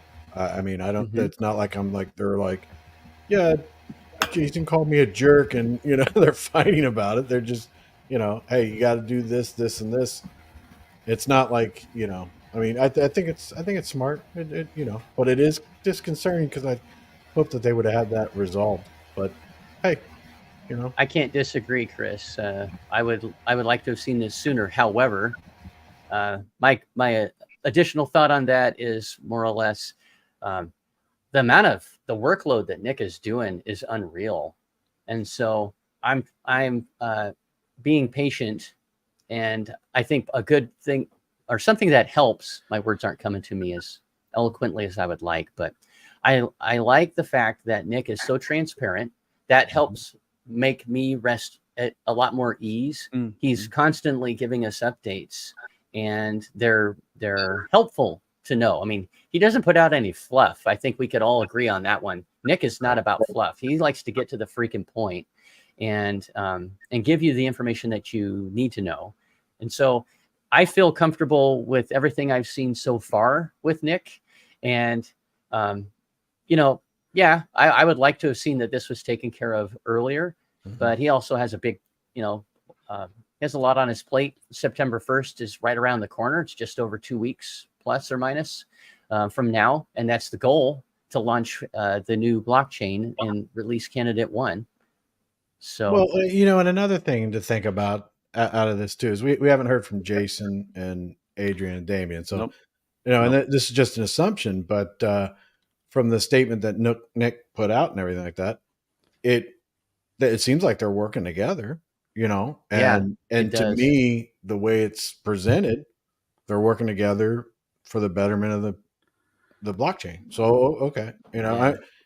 We don't know the ins and outs of Jason may need, Jason may be like, okay, we need to get a few things cleared up, and you got to hit these milestones before we feel comfortable that, maybe it has to do with that. Maybe Adrian, Dane, all three of them are like, look, we got all this stuff going on, so hit this, this, and this Once we get that, we'll feel comfortable with the 270 payment, plan, all that kind of stuff, and the multi-sig, so we don't hear from them, but it seems like they're working together. I mean, that's the way I see it. So yeah, that's the way I see it too. And everybody has their opinions and their feelings, and everybody's are valid. Absolutely. And if at any point you think that I don't feel that way, I just want to make sure I clarify that I have my opinion. And if you don't agree with it, that's perfectly fine. It's fine. Well, this is my stream today, though, so I'm always right. yes. I'll tell you what, though, Odie, it does seems like any plan from now is better than the plans that have been, so True enough. so far it seems like it's reasonable, and 2 weeks, that's crazy. 2 weeks for it to really come out. I'll believe it until we see it, eh? Yeah, true enough. We got to see the ride. 2 weeks away. 2 weeks away, but it never come. Yeah, because at the rate that it was going, right, to add to what you were saying, Matt, it was going nowhere really fast, right? First, it was going to be January 20th. Then what was it? It was going to be March, I think. And then June, the end of second quarter. And, I know I clearly remember multiple times on lives in, June, people saying, hey, I don't think we're going to launch. We haven't seen a launch date yet. And I would say, well, we haven't seen that we're not going to launch. And to me, it made sense, as I think it would to most reasonable folks. It would make sense that if you're within 30 days of a blockchain that you said was going to launch, or a project of some sort, and you don't think it's going to, you would know by then whether or not a month ahead you were going to be able to launch on time. And of course, we didn't know. We weren't told until the last minute. And yeah, that pissed everybody, including me, way the hell off. I mean, it's like, you don't treat people like that. This isn't like, this isn't like something where, okay, let's say it was a game, but not your guys' game, just like a regular game, right? And you're not investing in it. You just want to buy it, right? You just want to buy it, download it, install it, and play it. That's a different kind of pissed off. It's like, oh man, XYZ, video game isn't going to be out for another 6 months. They ran into a problem. That's one kind of pissed off, but it's not the same. You have our money. You have our freaking money that we gave you in good faith back in, November, December, October, November, and December. And it's totally different. But now we have a path that's been forged.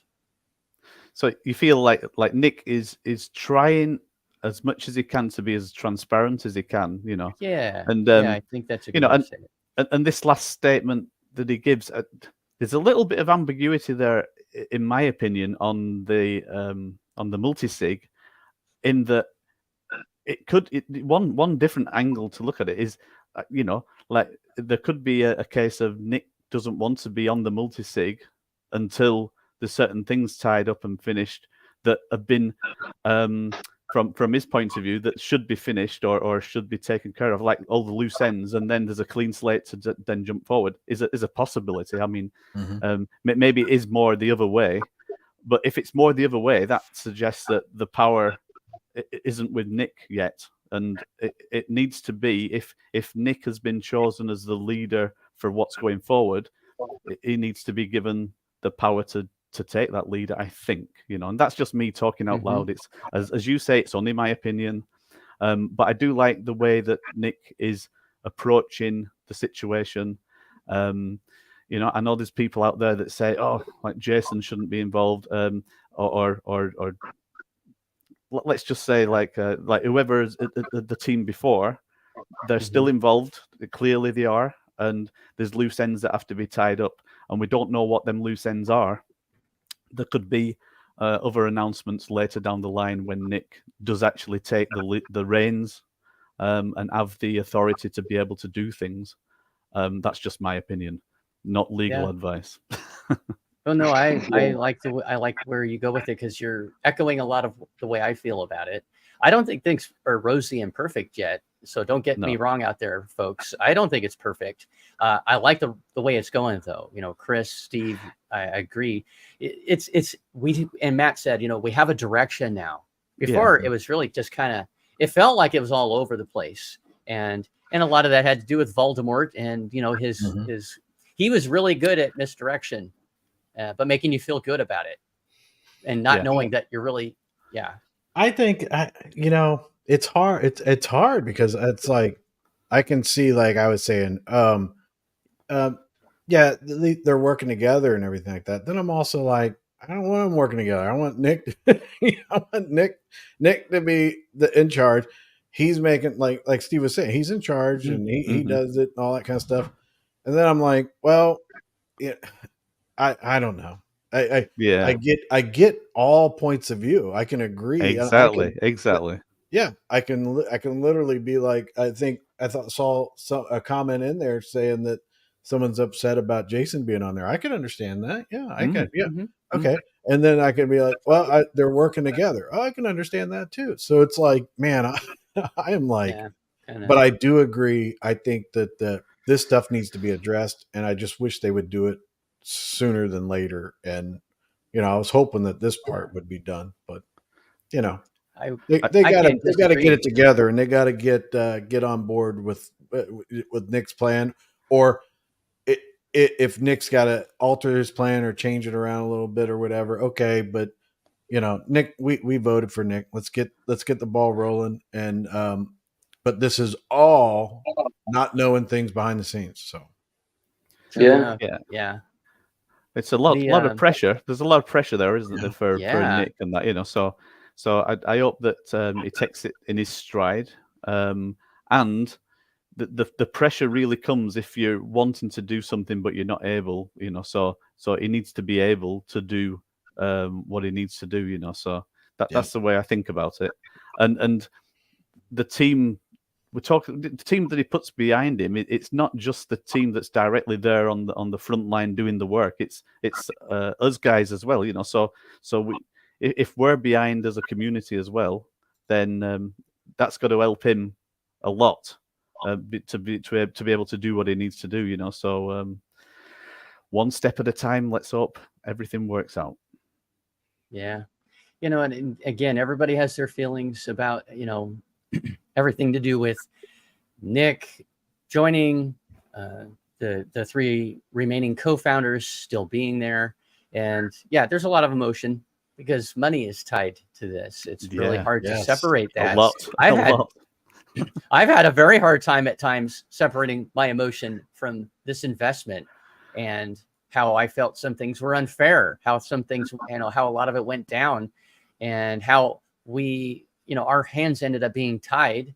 And, those of us that sacrificed a little or a lot or a medium, whatever amount you've sacrificed, that money's tied up for a while. Right. Well, and some folks wanted to get some of their money out or all of it out when it launched. Everybody has a right to, want to do whatever they wanted to do.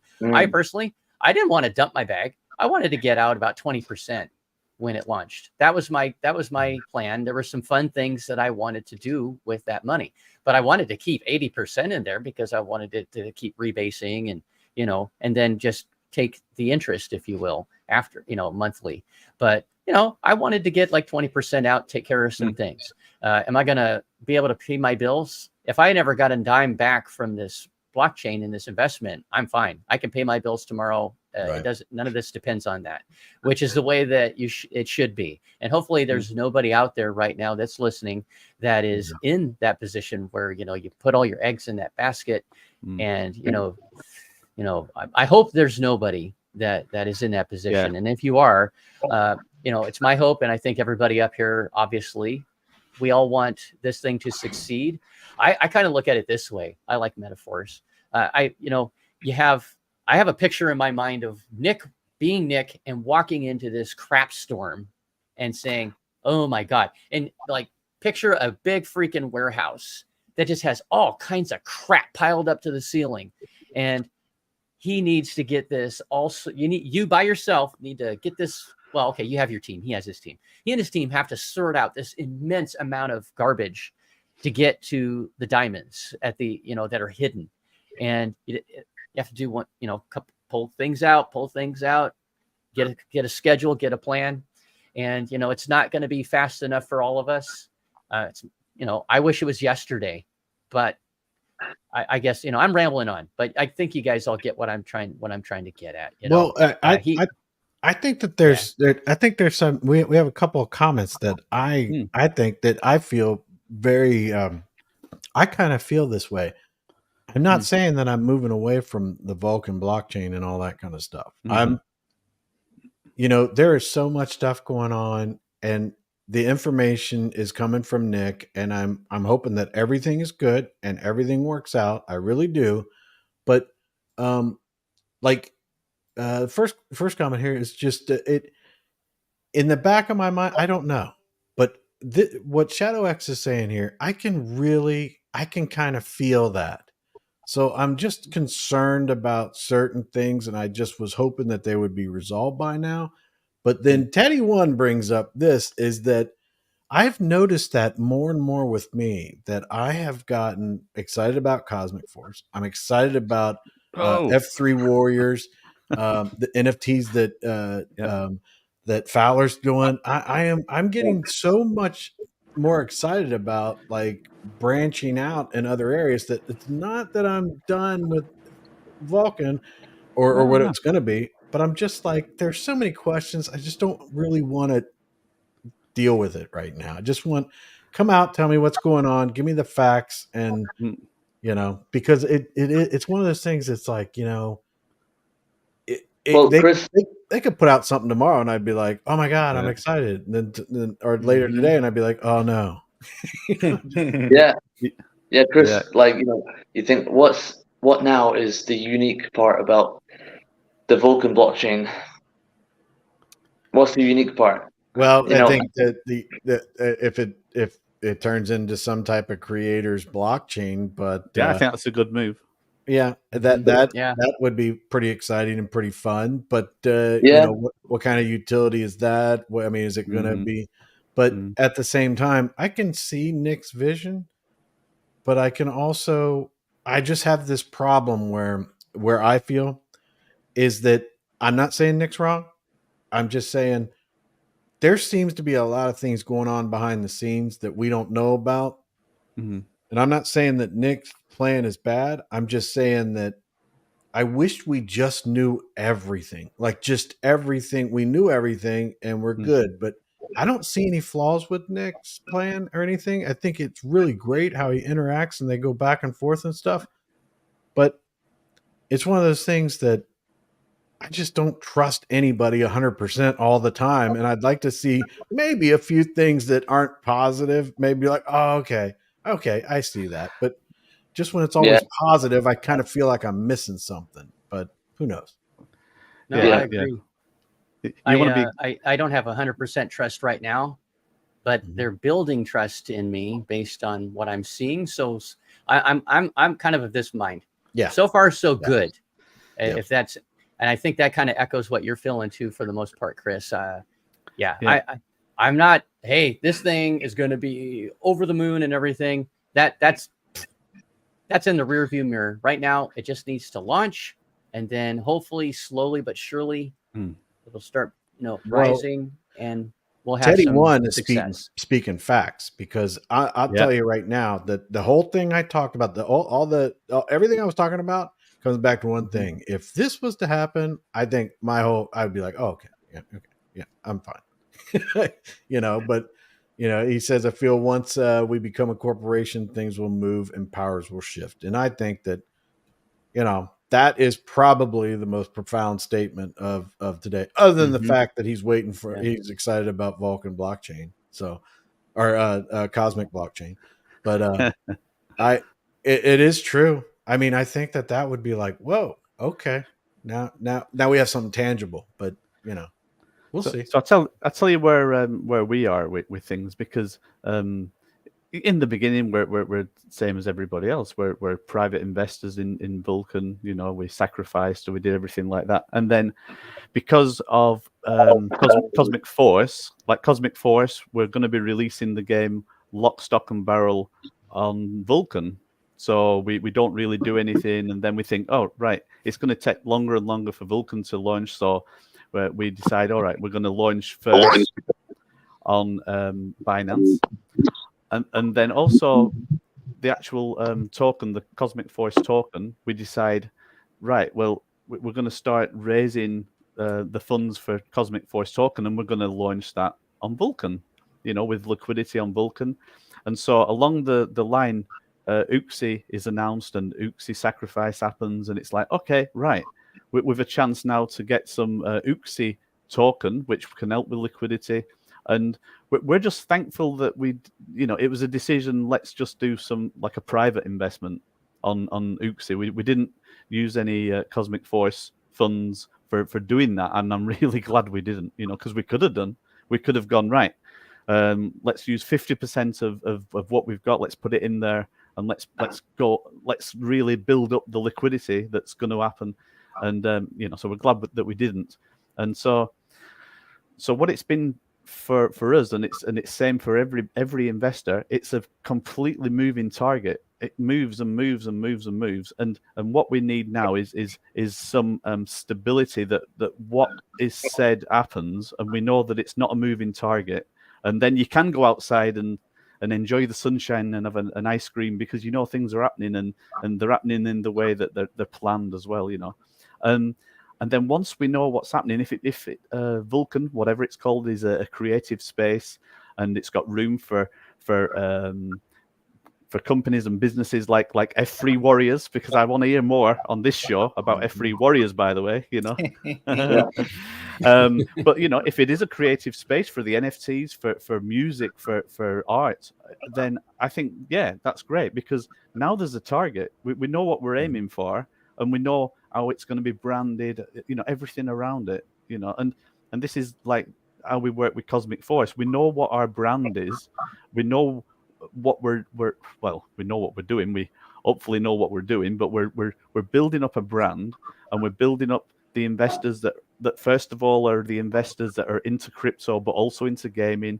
And then as time goes on, we're going to be expanding outwards on the marketing, and we're going to attract more and more actual direct gamers, and that's part of our strategy. So we know what the targets are, we know where the goals are, and I'm hopefully the people that are involved with what we're doing, they can see what we're laying out in front of us, and that's what we need for Vulcan, so speech over. No, but I think it's great. I mean, I think it's awesome, and you brought up one thing in that your whole statement was that the F3 Warriors, man. Exactly. That's what we're waiting for. Fowler, you have the floor. Hold on, Fowler. Can I say anything about what happened yesterday and that I participated in, or is that? Go ahead, because you guys won't even believe it. And I'll say it myself, just so everybody just be forewarned. I don't think it's it's not a secret, but Chris Cruz is part of the core team of Guys in Gaming. Nice. So, yes, round of applause for that one. So what that entails is that nice. Chris will be testing. When I develop stuff, Chris does test things, and yesterday he got to test his first thing that I've developed. So, and that was the NFT marketplace. The marketplace is complete. Now that Chris Cruz has signed off on it, he signed off with the first purchase of the NFT pack. Yep. Crazy enough, he got the one that he initially said that, oh, yeah, I like this one. It wasn't the one, not the purple one right there. He didn't get that one. Not the purple one. But he got this one that we were like joking around with, and he was like, I kind of like this one. He ended up getting that one in his first pack. It was funny. But now, just for full disclosure, I had to pay for it. So he had to pay for it. I didn't get free. He didn't get this free. Yeah. Nothing's free. No freeloading, huh? Yeah, no discount, no nothing. He paid that. No friend discount? Well, yeah, he actually paid the actual price that we're gonna have to do the starter pack on. It'd have to be a proper test, yeah. It'd have to be a proper test of the marketplace. There should be no extra, no give me's, no wink wink, no. It is what it is. Buy it. If you like it, great. Yeah, when it comes to F3 Warriors, this is for me. This is the beginning. I've been saying I wanted to put a product out for Guys of Gaming. Initially, it was really just building Guys of Gaming, but then with everything that's been going on and stuff, and the Vulcan community, I pretty much was like, hey, let's let me do something that's one is going to be a utility, because what I'm seeing around the community is a lot of things that just did not have any type of utility. And it just, and I'm not talking about the developing community, I'm talking about just the crypto community in general, is that, with gaming projects and everything, that, they come out with a token, and then the token is there for the community. The community invests in the gaming token. It does well for a while, but then people start to realize, well, either two things are happening. They don't have a complete utility that ends up, working for the project itself, which provides the revenue, or it's end up just being the investors are the revenue. So once the investors end up running out of revenue to provide, then the token dries up. That I do not want. That's one thing I've learned through this all my crypto journey, is that something has to power the project. It cannot be just investors. Investors get the project going, and then after that, you should have something developed. Should have something developed that's going to provide revenue, whether it's NFTs, whether you've developed an app that is I don't know, for kids to play, and then that revenue is generated back to the project itself, which ends up benefiting the holders of the tokens. Those are the type of things that you need in a project. If you don't have those things, it's going to be really hard for you to keep a community going, unless your community is made out of millionaires. So unless those are the guys, which in my case, that would be, at that point, you're just a VC. Those are VCs at that point. So, so with this F3 Warriors, it came about was like, okay, I need to create this utility. So I ended up saying, you know what? Let me start the groundwork, the building blocks for a game that I would want to develop, right? Like, it was like, where do I see myself in 1-2 years? Well, I know I want to develop a game. I want, whether it's a mobile game, console game, tabletop game, doesn't matter. It's some type of game. It's a game that's going to have something I brought from my imagination that I can build around, that can start off as a story that can build into a game, whether it's a mobile game, but then also it can be expansive for years to come. And that's where I came up with F3 Warriors, which is pretty much Fowler's Warriors, right? So I kind of like base these warriors off of pretty much like how I feel. Like, I feel like I'm in a battle. Like, I feel like in crypto, I feel like I'm in a battle. And it's, it's all types of warriors out there, some bad, some good, right? And, you kind of can tell if you look at some of the work, some are look cool, kind of heroish. And then some are that look like, evil, So there will be a good versus evil. There'll be, a story behind, all these warriors. And what's going to end up happening is, what I hope is that I do have the chance to develop a game which will end up on multiple chains like Cosmic Force blockchain, the Gaza Gaming blockchain that will come. Guys, it's always been a purpose to Gaza Gaming. Gaza Gaming will be a gaming platform.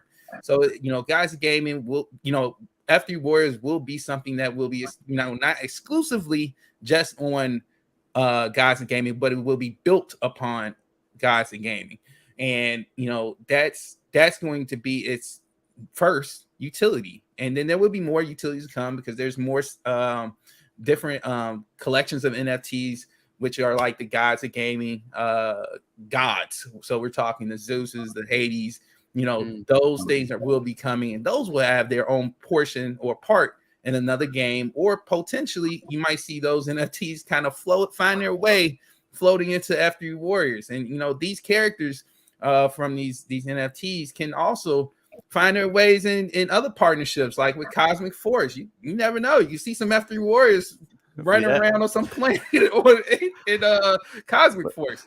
We're gonna have some weird things running around the planets, Don't you worry. These aren't weird, by the way. These aren't weird. These are fantastic. I'm just saying. Yeah, they're not. No, they're not. They're not. No, weird. not weird. They're awesome. I like the depth on these, Fowler. Well, just so that you know, these are mine. Yeah, so those are Chris. They're yours. Yeah. There's over right now. Currently, there's currently about 300 warriors. I have right now 300 unique like variants. There's 300 unique variants right now. Only starting off, there will probably be only 30 variants. starting off in the starter packs. So, that's just to kind of get things rolling, but not kind of oversaturating the community before the rest of the community comes. So, there's going to be a lot of warriors for people to feel like, once you get your warrior that you like, you can be like, hey, I think I like this more than anybody else out there. There's going to be people like that going to be discarding NFT just because they may not like the art. Who knows? I used to do it with Pokemon.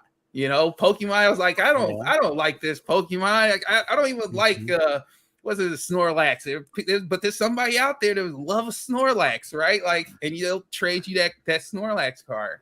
So what's really cool also with the F3 Warriors, just to let everybody know, if you haven't heard, that the first season of these cards, these NFTs, they will have revenue sharing properties for those NFTs. So you will be getting, if you own these NFTs and you're hodling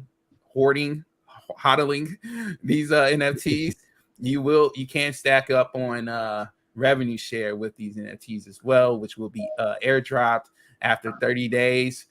They will be collecting 2% of the royalties into a revenue sharing pool, and that will be able to be accessed 30 days through airdrop. So it's automatic. You do not have to claim. So everybody who's holding those NFTs will get dropped whatever chain that these NFTs are on, because we will be multi-chain, but the stable coins of those multi-chains will be airdropped to you to the wallets that they sit in. So, just letting you guys know, there's more than just collecting the NFTs. There's also some revenue sharing, but it's only for season 1. So this is definitely for the early investors who want to get in. Definitely take part into the season 1 of these NFT collections, and just watch our growth, because we're gonna get out there. It's getting nice. I'm getting a lot of chatter about the F3 Warriors actually, so I'm actually really excited. Starting today, for sure. Dude, those are freaking insanely cool looking. Yeah. I love the depth, I forgot to say level this. of detail. I forgot to say this really quick, Odie, because I know people are going to ask. They're going to be like, "Well, when can we get them? When can we get them?" Okay, so here's the thing, really quick, guys. So I make sure this is publicly known. I'm a person that only likes to release things when they're done. Okay, so when I know they're done, that's when I give a date. Because I'm not going to be the guy like, oh, no, it didn't work. No, wait, we got to pull it back. No, I'm not going to pull back on anybody.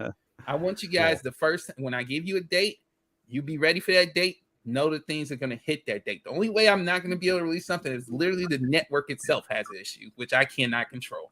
But before that, I'm going to make sure that it's ready to go. But as far as a date, I can tell you right now, I will have a date for you this week. Okay, that's how things are moving. Just like I said, Chris tested the NFT marketplace. He gave me the thumbs up. He said everything is smooth. I tested it. Also even had the separate developers tested as well, and everything's looking great on that end. Right now, I'm still working on the main website for Guys of Gaming to make sure it's up to date with F3 Warriors and everything that's going to be current with Guys of Gaming. And also, I need to also release the white paper. That will be done within this week, maybe within the next 3 days. After those 3 days, I will definitely, once I drop that white paper, the date of the release will be set then. And all I can say is, guys, if you have not joined the Guys of Gaming Discord, you need to join that now. Also, I'll be posting a link. If Biz is not in there, I'm going to post a link to the Guys of Gaming website where you'll see the landing page. You can also sign up for notifications on the Guys of Gaming website as well. So, guys, make sure your notifications on. You don't want to miss out on this. I'm not going to say that things are going to get sold out or anything like that, because that's one thing you don't have to worry about with the NFTs, guys. You don't have to worry about the price rising up on you, and you're like, oh man, I could have got in at lower if I'd been here an hour early or something. Yeah. No. But what you want to do is you definitely want to stack up on these bad boys as many as you possibly can. So I'm not going to sit here and say that there's no demand. There will be demand. Fowler, is the price that we have that's on the, is that gonna that what the starter pack price is gonna be? Yeah, so that what you paid is definitely that's going to be the starter pack price, and that was 0.05 to BNB. Yeah, I think yesterday it was about like $12 or something like that. Wow. Okay. That's for the starter pack, and then when you open it, you get two of the NFTs, and then Yeah. So you say you got the season 1 and 2% revenue share. Yeah. Well, it's the 2%. It's 2% of the royalties will be going to the revenue sharing pool. But as far as the actual individual cards, they're going to have individual revenue share percentage on each of the NFTs. So we have a common rarity, which will have revenue sharing, but it will be the lowest of all, revenue shares of the rarities. Yeah. And then we also have an elite, right? That will have a step up on the revenue share. But then we also have legendaries. Legendaries won't be coming in the first run of the cards. One, you won't have the ability to get legendaries in a starter pack. You're gonna have to wait for the next packs to come out. But the packs themselves, the legendary, the elite and focused on the elite and legendary packs, those won't come till after our first release, so a couple weeks after, just to make sure things are going. I don't want to allow, I want early investors to make out, but I don't want to put everything in the first week and everybody's like, I grabbed everything, and then everyone comes after is like, I don't have a chance to grab anything. So so kind of like testing it out and kind of like weaning it out almost. Yeah, dude, it's a great idea, because we've had similar thoughts about these things before. It kind of in a different evolution of past game ideas, right?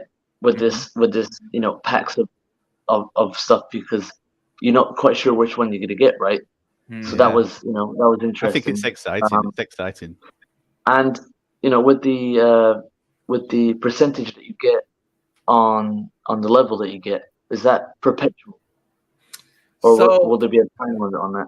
So it's not a time. So once you have these NFTs, the ones that have the revenue sharing, they'll be in the metadata. So it won't be like, which NFT has revenue share, which doesn't. The first season, they're going to be in the metadata. So once the first season is over, you'll know, because none of those NFTs afterwards that you bust open packs in season 2, they won't have that metadata. So that's just how we're going to just be able to, kind of differentiate the different different NFTs versus NFTs that have metadata that doesn't have revenue share.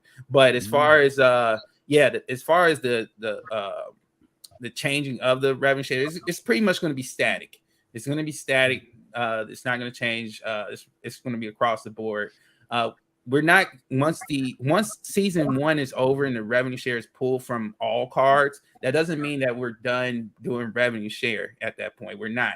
The cards that have the revenue share, you will still get airdrops from day 1 to the day this project in, which is in crypto is never, and pretty much that's how it's going to run.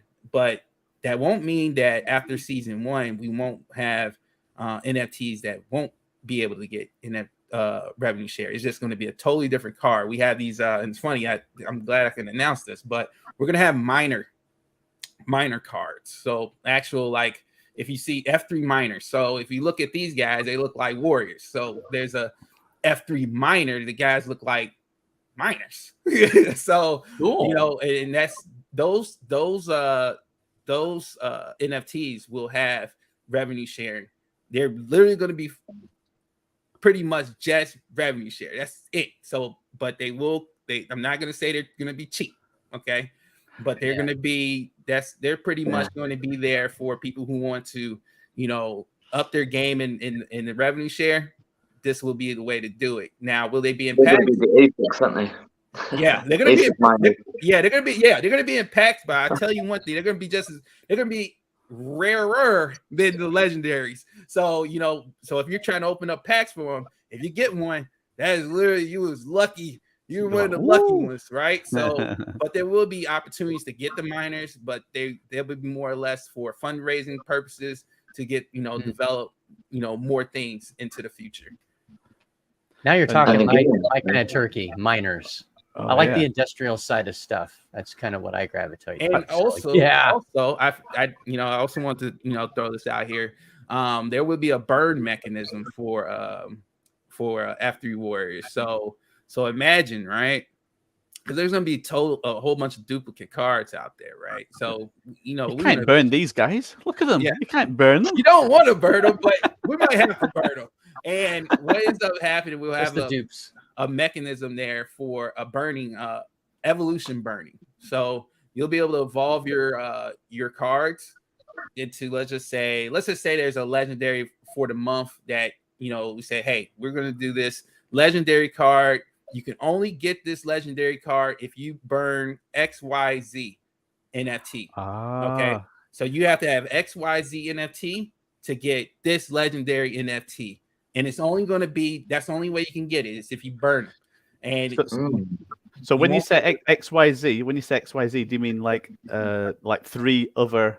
So if I let's say 3 warriors. Yeah. So let's say Chris, right? Chris has he has those 2 NFTs that he got busting open a pack, right? And let's just say there's another NFT that he needs to grab off and maybe in a rare pack that would come out later, right? It's an elite that go along with his common NFTs. So he finds that elite. Well, by him having those 3 combination of NFTs, he's able to get this legendary NFT, but he's sacrificing his other 3 that he had. And when I say sacrifice, that means burned, meaning it's going to be gone. He can't get them back. So he has to pretty much, if it's an emotional decision for him, if he's really tied to these NFTs, he has to make a decision. Does he really want this legendary card that there's going to be, and these legendary cards that you have to burn for, again, you can't get them in a pack. And there's a possibility we may not even put this legendary in a rotation ever again. So, and you never know what we're going to use that legendary for, right? So I'm not going to say what they're going to be used for because we haven't got to that point, but there's going to be special reasons to have for people to burn existing NFTs to grab an NFT that no one else can grab unless you burn them.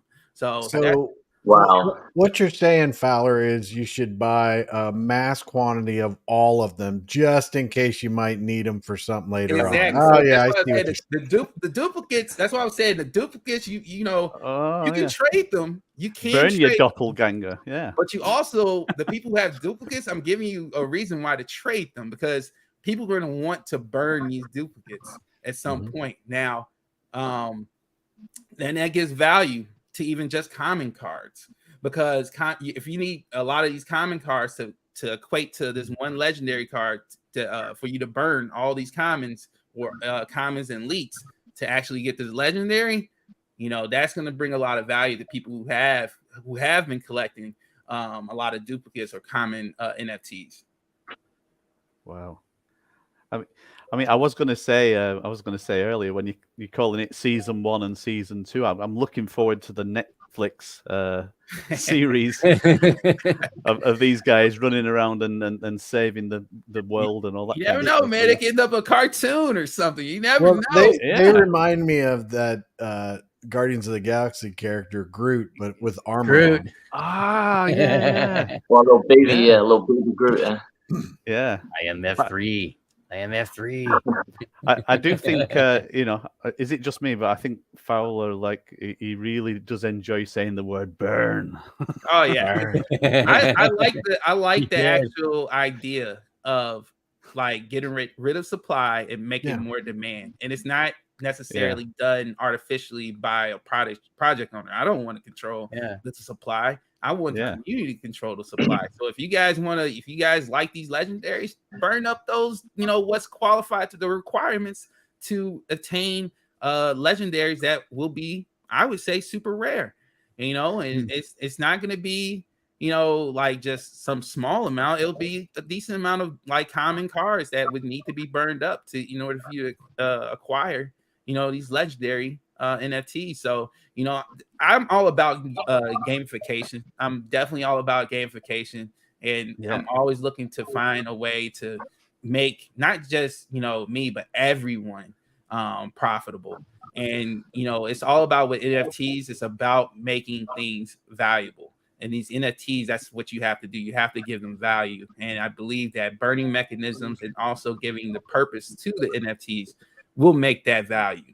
And we'll keep people engaged as well, because that's another thing, is you need a community to stay engaged in your project in order for it to succeed and go for the long term. So I do love the mechanism that you're talking about with, having 3 NFTs that become one NFT. and in this case, the mechanism is that they're burned, and it reminds me not to talk about Cosmic too much, but we have like the cores that start out as a bit core. You can get like 1 bit core. If you get 4 of the bit cores, they fuse together to become a plate core, So it's a similar mechanism, but what we decided is that we wouldn't burn the bit cores or the individual NFTs along the way. They would be put into the treasury to then be won as rewards in the game later down the line, because that's the way that we decided to work it, because it's just something that we worked on. But the actual mechanism of having like different NFTs that become something new and exciting, it works. So we can talk through experience that it works, that people will do this because it's something that's enjoyable, that they've turned one item into a new item, and if the new item now has more value, then it's all part of the game, So I absolutely love where you're going, and I love that your mojo is well and truly there, and you sound very, very passionate and excited about everything you're doing. So I love it. No, yeah, I'm definitely excited, man. I definitely can't wait to see what the future holds. We can't tell at all. Yeah, we can't see you, but we know you've got the gigantic smile on your face. Yeah. Dude, he's like the Cheshire Cat. I mean, seriously, your animation there isn't doing you justice, Fowler. It should be like that. I know it's reading. And I just want to say really, as well. I want to say really quick to OBZ. No, the purple ones aren't yours, buddy. They're mine. he snuck that in a little bit earlier, and don't think I didn't notice that, buddy. Yeah. I was just going to say everybody so serious, Yeah, the quality. Make sure you go to the Gods of Gaming Discord server. Yeah. Make sure you are in it. Let me get the links out there for you. Heck yeah. And the quality. Good news. Yeah, the quality that he's got there in it's the super good quality, and I know I heard you talking on another show that these guys, they're going to be like within game, they're going to be like the 3D objects running around and doing everything. So when you buy the NFT, you're not just buying like a photograph or an image. You're buying what that entity is going forward. The F3 Warrior, right? Yeah. So it's I really want the NFTs to really symbolize in the game, right? So when the game development comes, I will be thinking about all the NFTs that have been created that's out there in the game or in the NFT world at that moment. And I want people to be able to take their NFTs and literally see them on the screen, right? Like I want them to play the characters of their favorite NFTs that they've been holding. And then I would only think that's just really a skin, right? Like the model itself is, wires and in frame, right? But for the most part, it's making a 3D model of the NFTs that are available. And then pretty much those people just wallet connecting, sticking them on there, right? And I think that's where the value is going to be. I want that to also be a point where even if it became a mobile game, right? And the cash shop, I want people who are in crypto world that have these NFTs to be able to put their skins or their NFTs onto a marketplace, which will interact with the mobile game, where people who may be playing the game from an app store on a mobile device can be like, hey, I like that skin. I want that skin. Can I purchase from this cash shop? And you purchasing it, and when you purchase it, it actually goes a kickback goes to people who own the NFT skin itself. So it's not just, hey, I just take all the NFTs art that I've pretty much that have created up to this point and then put them in a cash shop. No, I want the people who hold the NFTs to be able to make some profit off what they've purchased maybe months to years ago, a year ago or something like that. So I want them to be able to be not just profiting from the actual trading of the NFTs and stuff like that, or holding it for the revenue share. I want to give them more opportunity to place their NFTs on not just somewhere it's just only crypto people can see, but also when it comes to the mobile side, the mobile gaming side, or even the console gaming side, where they can place their NFTs on there and be able to sell their skin, their NFT, which would be a skin at that point. They could sell it right there to someone who doesn't even know anything about crypto. And that's where you can be like, oh, okay, I had all these duplicates, right? Remember those duplicates? Now you can sell those duplicate skins to people on a cash shop that's playing a game that has no clue about crypto. Again, I've always said that, you know, getting people to participate in crypto, it can't be open like that because they're never going to want to learn. You have to skin it where the crypto world and the traditional world can come together, but the traditional world doesn't have to necessarily know how to work the crypto world. Yeah, I think it's just like a game server, you know, like you play these games and in the background there's all sorts of things going on. It's like, you know, how is it the guy running in front of me is he's in Australia and I'm in New Zealand or whatever, and we can shoot each other. It's like, how does that work? You don't need to know. You just need to play the game, you know, and that's what you're talking about. So in the background, you've got crypto going on. You don't need to know everything about it. Yeah. Just shut up and shoot. Shut up and shoot. That's what Kryptonia would say, right? Godsofgaming.games is the website. Thank you, Fowler, for putting that. Definitely sign up. Get your notifications ready because things about to change really fast. Really fast. Yeah, and just one thing to say. You even sleep. Oh, go ahead. I know. I'm just going to say, like, just one thing to say. Yeah, I don't think he sleeps. I think, you know. Oh, me? I'm a machine. Anytime I put a DM up there, it's like, and I say, oh, so sorry for, like, I don't know what time it is in your zone. And it's like, no. You've got something to say, just, like, put it out there. But, yeah, I just wanted to make it official that we will be working together one way or another. I mean, we're working together already, just sharing ideas and thoughts, and you know, and you got the full support of Cosmic Force, and you know that. So as a team, we're right behind you. Oh yeah, man, I appreciate that from you guys. Like, I know if I get into a technical bind, I know I can I know where I can go. If I have a question of what, like, man, does this sound right? I know where I can go to get my technical answer. So it's not necessarily, I just don't, honestly, I sometimes want to stay out of you guys' way because I know you guys are doing so much work for us, man. Yeah, so it's like I'm learning on the fly and stuff like that, a lot of things, but a lot of stuff is like the learning I'm doing is actually building me for the future. And every step that I go is like, oh man, I'm learning things and I feel so accomplished after I learn and get it. And you know, the NFT marketplace was something that, I thought I was going to have to have somebody else develop, but when I put it, when I put it all together and I sat there and all the problems and stuff that I ran into, I was like, you know what, I'm going to get through all these errors. I'm going to get through all these errors.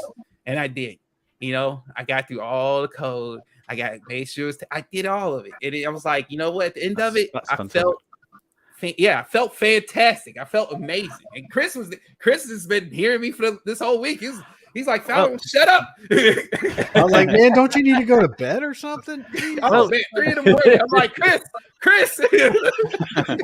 Well, we have to tell you one thing, right? Because we, in the background, we've been working on the marketplace, but as time's gone on, there's been a lot more different items and thinking, how does it work? And do we have to have a location and this, and this, and this? And maybe we're about 80% finished on the marketplace. But the one thing that we're not is finished, and we don't have the marketplace out there. So Fowler, you did it. Yeah. And can we talk about your marketplace, please? No, I'm joking. Yeah. Somebody actually asked me for a modified code a couple days ago. I was like, there you go. There you go. I don't know. Maybe I give you a modified code. But yeah, it's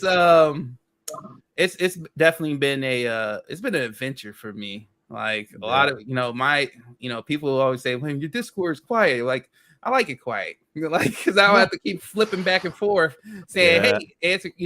I'm not saying I don't want to answer questions. I love answering questions, but it's just like I'm doing all the development.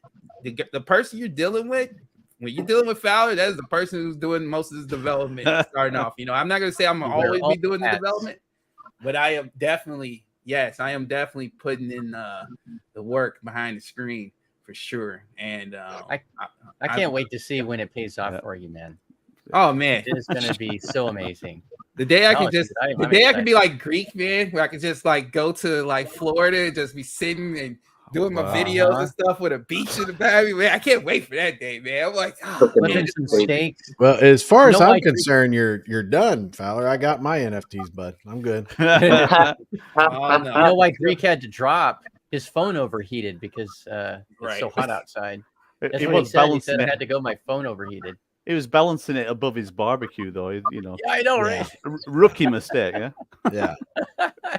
Yeah, I'm actually, you know, what's great is that, you know, a lot of people, you know, I got Chris, I got Greek, I got NR Legend, I got Biz Entertainment, I got these people on my core team, and I know for a fact any point in time that I need some type of support or some type of, you know, separate thoughts or, you know, ideas and stuff, or, you know, hey, does this make sense? And I can always go to these guys and always get an answer. And I always feel like, you know, I could trust them enough to give me the correct answer. I trust these guys. Like, I really do. Like, you know, I don't have them in my circle for no reason. I have them in my circle because I trust them enough and that they are skilled enough in life to help me with maybe some of the things I may not be that skilled with.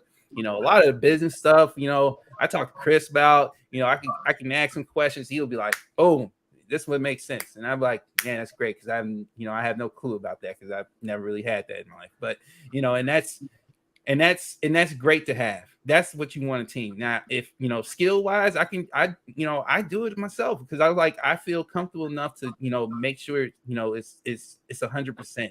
That's one thing I like doing is doing. If I can do it myself, if I can do it myself, I will do it because it's not really about, you know, saving a buck. It's really not about that. It's a little bit about that, but it's not really about that. But it's really about gaining more experience and seeing if I can push myself to the limit. Because if I can keep pushing myself to, you know, accomplish things that, you know, maybe not seen myself doing not too long ago, then I know I can go further than even that where I'm at now. So, you know, for me, sky's the limit, stars the limit, you know, and I'm just out here on the ride just like everybody else. And, you know, everybody that comes in this community, again, you're helping building something that literally from the ground up. And where it goes is really about the community push. It's about who's here, who's helping, who's supporting.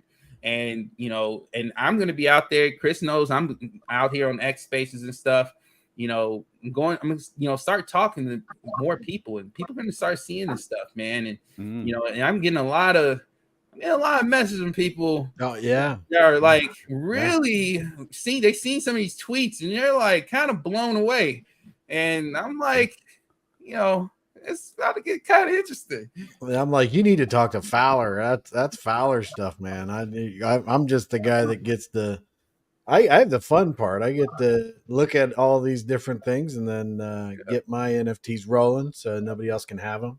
OBZ or anything, whatever. But I think from our point of view as well, like we've been working as a close knit team for you know, for quite a while, and like now's the time that we you know, we've got some good mods on our team that we've worked with for quite a while, and we've built up some good trust. There's actually good trust building up with individual community members as well, you know, over time, and one or two might offer that they know about IT or this, that, and the other, and it's really good. Yeah. And you know, and recently we reached out to Odi because we I don't know, we just felt like we met him in Dubai. He's not a bad guy. Okay, he likes to wear the long hair and go a bit crazy every now and again, but underneath the surface, he's actually like pretty. Let that die, you know? please. He hasn't put that out there in a while, man. Yeah, he hasn't. You know, you remember his, you know, some of his first shows, he'd be like, yeah, banging my head. Because you know what? I am a headbanger. I'm a headbanger outside of crypto. I mean, I love Iron Maiden, Crocus, Dokken. All the 80s. I love the hair metal bands from the era. That's when I was growing. You know, Steve and I and Chris We all three of Yeah. us, you know, that's Yeah. that's our My 80s first is our- concert was Ronnie James Dio. Oh, Dio. Oh, First concert ever. I was like, ah. you're just a rainbow in the dark.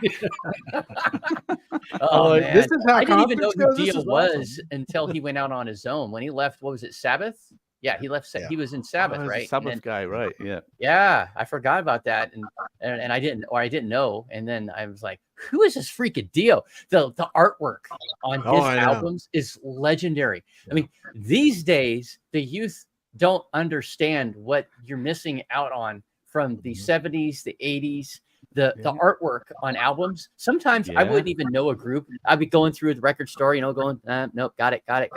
And then you just pull out this record sleeve, and it's Yeah. just got the most amazing artwork you have ever seen. And I'm like, I'm buying that album just because it looks cool. Yeah. You know, That's who exactly cares if it. they sucked? That's But why yeah. I'm getting into NFTs because, like, I used to collect albums, used to collect comic books, used to collect baseball cards, and it's like, you know Yeah. what? These NFTs are something I could get into. Yeah, they're pretty cool, especially Fowler's. Dude, seriously, I'm not joking. Those are just amazing NFTs because NFTs never have. You know what's cool, Odie? you know, Really quick, I want to cut you Yeah, off yeah. real quick. Yeah, But go if ahead. you're looking at these behind me, like on my screen, the ones that are moving, the animated backgrounds and stuff like that, this is actually legendary. That's what a legendary card will look like. Elites kind of have some animation, but it's very little compared to this. This is more high end. It's a lot more work went into the art and stuff like that. So this is more the legendary.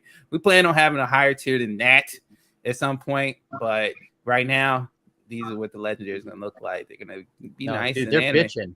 And they also actually might even have some music. Is Chris Yeah. I didn't know if I could say that because I was like, can you say that you have music on there? Because the Oh, yeah, ones you man. sent me, I'm like, it's like headbanging music. Yeah. I want to see one. I want to see one with a flying V just rocking out. Oh yeah, instead of having armor on them, they start like using an instrument or something. That's cool. Hey, The Odie one. that's yeah. a great idea, Odie. I'm jotting that do down right a now. whole series With the of blonde, them playing an instrument. the blonde wig and everything. You know, the bandana. Hell Do yeah, one man! for Odie. They all got wigs on, and they got an instrument on. Rainbow with a talk. Oh yeah, man! All the way, all the way. Yeah, The Odie my kids, series. everybody makes fun of me because I'm my head's stuck in the '80s hair metal. That's what I listen to most of the time. I love other bands too. I mean, Journey's one of my all-time favorites. Just love that. I love all kinds of music, but I mean, if I have to have a my band that I can listen to like all the time, and I've been able, since the first time I listened to it, to if I went right now and I can listen to every single song all the way through, is Boston. yeah, That album, I was like, I could listen to every single song when I was younger and when I'm older and all the time, and it's one of those ones that it's great. and it's too bad they were never able to duplicate it because of what was it? Something blew up. Well, or that's the problem soundboard. is that sometimes when people they kind of fizzle out and they just keep doing it, and you're like, man, I like their earlier music, and Yeah. But- Oh yeah, that Yeah, stuff's right. just classic in any era. I mean, and you got the Eagles. I love the Eagles. Being a But kid, Bon Jovi. I remember Bon Jovi. Okay, I like early Bon Jovi all the way up. Slippery when through wet. Slippery Yeah, when wet. yeah. I liked New Jersey, and then he lost me after that. My wife is the biggest fan you've ever seen when it comes to Bon Jovi. I mean, yeah, she's been Bon Jovi all the way since before he was big, and I went to my only Bon Jovi concert actually. I think it was about a decade ago. Yeah, so we went to it, and it was fun. But he threw a lot of his newer material that's kind of sort of not like his mediocre. original It's a bit more mediocre in it. You need it in your face like 80s rock sort of thing, don't you? Yeah. But it was still a fun show, but it wasn't what I expected. My all-time favorite group is Kiss. Oh yeah. I know that's kind of goofy for some people. Your tongue isn't but- long enough. I know, right? when I in the 70s, when I was little, my sister is 3 years older than me, and she was buying all the albums and stuff. And then when she became a teenager, she bequeathed her entire Kiss collection to me, and I was just like, ah. So I was listening to them, and I remember I talked earlier that in the mid to late 70s, I lived in Berkeley, California, Well, Kiss was actually in their kabuki makeup, and they were doing an interview in downtown San Francisco. And the trolley car was going down, the hill, ding, ding, ding, ding. And I was losing my damn mind, telling my parents, begging them, please take us to downtown San Francisco. I want to meet Gene Simmons and Paul Stanley and Peter Criss and Ace Frehley. And they're like, if you lost your damn mind, I'm not taking you to San Francisco to see these hooligans, Oh my God. Yeah. If I could meet him now, I would still, now I can do whatever I want, but yeah, that's one of my old time favorites, goofy as it was, but yeah. So, there's a good suggestion for Fowler: warrior with a sword that turns into a flute. Yeah, you gotta do the Odie collection now. You gotta have the spiky hair and a guitar or something. Oh yeah, I actually, I could see the rock star thing. That like some a little bit of gothic in it, kind of give us some rock star, little dragon slayer. And still had a special series. And still had like the dagger eyes and stuff. I think that oh yeah, I can see that for sure. Oh, Odie Warrior. Might be able to do some Odie Warrior. There you go. I think, heck, I could show you this. Let me show you guys this art actually, which is cool. Yeah. The reason why I'm like, that's such a great idea, because I actually just came up with something. I'm like, you know what? That would work. That would totally work with this. It's definitely with this new thing I've been thinking of. I'm gonna show you guys. I'm gonna share it with you. Hold on 1 second. See, I've never been, while you're pulling that up, I've never been excited about NFTs. They're always so, flat, boring. And so I've never understood why everybody gets so crazy out of their minds about NFTs. And I'm like, I know I'm older, but I am somewhat hip, and I just don't get it, because I look at these things. I go to, OpenSea, and I'm like, I don't get what the hell. Well, you got to blame these two guys down here on that, because they're when I started looking at Cosmic Force, checking out the NFTs, the stuff that I was like, dude, what is this all about here? And then I started looking at what they had, and then Fowler, I was like, wait, you can actually own this? What are you talking about? And that's where the ball started rolling, and I'm like, and I can trade this? I can trade these. I can do this like baseball cards and stuff. And it opened the whole world for me. So the last 2 weeks, I've been kind of like checking out NFTs, art too. Art's pretty amazing. Wow. That's some of the art out there and everything. And Fowler did his art too. But then I started going on different Twitter accounts or Xbase or whatever, and then different YouTube channels checking out art. Look at that. Ooh, that is cool. Oh yeah, Fowler. Yeah, so I like the little Game of Thrones. Chappy. It's like a Cylon or something. Yeah, so this is something like that. An animation for you, Fowler. that metal feeling, like almost like what's Mad Max? That's what Matt kind of like. There you go. Dude, it looks like Lord of the Rings. Looks like Sauron. Oh, that's a good point, Matt. Yeah, it does. One NFT to rule them all. And then the light at the front with the eyes, it's like V, Vulcan, yeah. You got a little Vulcan creature there. Well, no, don't say Vulcan. No, I meant V, the TV series, Dude, V. Oh my God, now we're going back. Yeah, that was so corny. I bought that on DVD a couple years back, and it was corny even back in the 80s, but it was fun. Yeah. And they used to eat mice or something, did they? Something weird. Yeah. By the tail. Yeah, that was it. Yeah. Yeah, that was a goofy TV series. Like Busy's always there. Like he's like extended family and team. He's just unofficially the extended team. So we need to bring him in the inner fold somehow. So you heard this first, Biz. We need to talk to you. Yeah, Biz is famous though. He's a famous guy. Oh God, he's famous. He is everywhere. Yeah, he's a great person. Yeah. I don't think he sleeps either. He and Fowler, they must be cut from the same cloth, because Biz is always out there. I don't know how he does. Biz is a hard worker, man. Hard workers don't sleep. They don't sleep. Get all the sleep you need when you're dead, right? Yeah, pretty much. That quote was from Roadhouse, by the way, another cheesy 80s movie, 90s movie. Roadhouse, yeah. Where is it? Yeah, Roadhouse with Patrick Swayze. I guess Right. they duplicated that quote when they had it in, what was it, Tomorrow Never Dies, or no, Die Another Day. Yeah, with Pierce Brosnan, the main bad guy. He says, "Yeah, I can die when I'm, I can sleep when I'm dead." Oh yeah. Copy it, But Yeah. I'm kind of feeling like that right now, though. Yeah, Oh, Not gonna yeah. lie. 2:30 in What the time morning. is it for you? No, it must be. Yeah, 20 past 2, Yeah. something like that. Yeah, I gotta Yeah. go because I gotta eat lunch, not because I gotta go to Yeah. sleep. But I'm You, hungry. I you gotta were get hungry ready at the for work. beginning.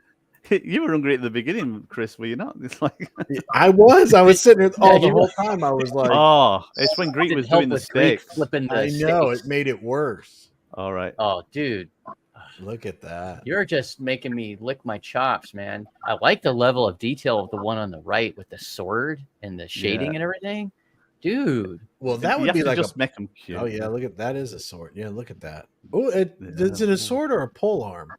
Well, That's- no, I that's said the- it wrong. Yeah, that The can't. sword is on built the on right. The pole arm would be the left.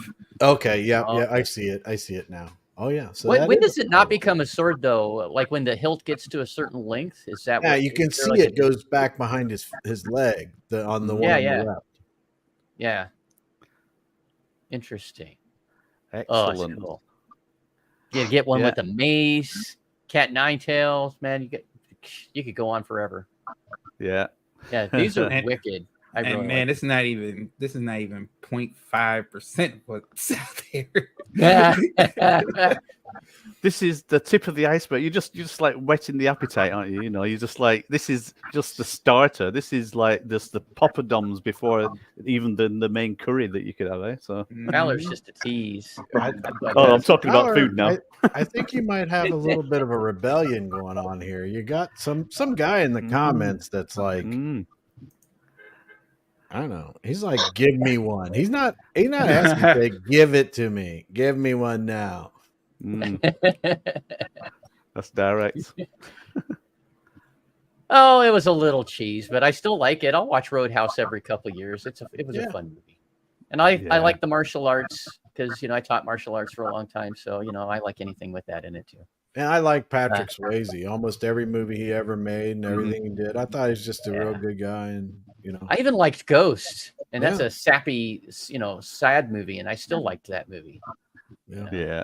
That was a He's good kind of like, to me, it's like Denzel Washington. I will literally Mm. watch anything that he Yeah. makes. I don't care Anything. where it is. Someone could be like, it's the worst movie ever. And I'd be like, Denzel Washington. I was like, all right, I'll go see it. I'd be like, no, but I said it's a terrible movie. I'm going to go see it. Yeah, because he's in it. Absolutely. Yeah. I John just- Q, one of my yeah. favorite movies he ever did. Yeah. I really like Everything he does is always like, it makes you think or it's good. He's such a good actor and he puts out good stuff. And I'm always a big fan of him. But I don't know how I get off on some of these subjects. Are you Thank you, Wow a Wow fan and of his Kate. son, John David? Do what? But David Are you a Washington. fan of? Are you a fan of his son, John David Washington? Oh, I was just gonna say, you're talking about Ballers, the TV show, because he was one of the main people in that show with The Rock, called Ballers, Ballers. It was on HBO, I think it was about 8 years When ago. was that? Oh yeah, I remember that show. That was 2015. actually That's a good show. I actually I just didn't like binge the way watched they it about a talked. week or so. It was on You didn't? HBO though, but it just to me Yeah. because this is the part that I had. The Rock was very popular with my kids. They were younger, and he was in all these Oh, G and PG movies. He was like the Mm. Tooth Fairy, and, Oh, yeah. and this was the big time rated single R. dad football player with the daughter, just Yeah. all these good movies. And then he's on a show on HBO, and we had HBO. Turn it on, and the language and everything. And my kids, I was like, holy shit, I thought it was The Rock. Yeah. Turn it The off, and I was like, language and I can't watch it because I was shocked by it. Yeah. Because of my kids. Me, I'd been like, oh, that's no, cool. I get you. But- Yeah, I liked it. I thought it was kind of a fun take on an ex-NFL football yeah. player and Another trying to good get into actor. the investment. I thought it was a great show. It got a little graphic with some getting busy scenes and some other stuff, and there was a lot of colorful language. It was kind of like sort of like watching the Sopranos with the language part of Yeah, it. it was a shock when you had kids. That's why I was like, "Oh, it's The Yeah. Rock. You can watch it, sure." Yeah, definitely not a turn it kid's off, show. turn it off. But yeah, John David Washington, to answer that, Matt. Yeah, he was one of the main co-stars in that show. Wow. And he played for the Miami Dolphins, I think, football team, and he got himself into trouble all the time, and kept getting kicked out of the league, and then brought back. And he did a great job. 5 seasons worth of acting that he did. Wow. Well, I like him. He's carrying on his dad's name, so doing a pretty good job. I think there's something good about that, eh? Yeah. I wonder Is that a UK thing? I can't do that with my camera. I think it's a father-son thing. I think that's yeah. Well, guys, I think we'll start wrapping it up. We have on that note, bellies are growling. Folks that need to go to sleep, and others of us have to go to work. Damn it! Or eat lunch. Or eat lunch. I need to eat dinner as well. Eat dinner. Tea, okay. Tea, later. Tea. Yeah, later. Well, I'd like to thank everyone for joining me, Chris Cruzy, Fowler, Matt, and Steve from Cosmic Force. Make sure that you guys, make sure that you go to and join their Discords if you haven't already. The links are earlier in the live chat for both Cosmic Force with the Cosmic Blockchain. Thank you. And for Fowler's F3 Warriors and Gods of Gaming. So it's www.godsofgaming.games. And we also have www.cosmicforce.xyz. Please make sure you're a part of those communities. And you know what? Life is good. Things have happened. We got here, we had a bumpy road to get here if you're part of the Vulcan community that's changed multiple times, but we're still here. And regardless of how things go, I think we've built ourselves a really strong, amazing community that sticks by each other through the good and the bad. And there's some amazing projects. If you've been watching this broadcast, there's some great things coming with Cosmic Force, Cosmic Blockchain, F3 Warriors, and so much more. So I'd like to thank everybody for tuning in and joining us. And it's important to know that things are going to keep changing. It won't always be something that we all agree on, but hopefully we can agree to disagree politely. If you're in the chats of the various Discords, please try to remember to be kind to each other. Doesn't mean you have to kiss each other's butts, but let's at least be civil. Some of the main chats get a little bit out of hand on some of in the Vulcan Discord. So I just like to see folks, having a good time, talking about your passion of crypto and whatever else that suits you. Be thankful for the opportunities you come across in life. Love hard on your family. And always remember, folks, chance favors the prepared mind. Yeah.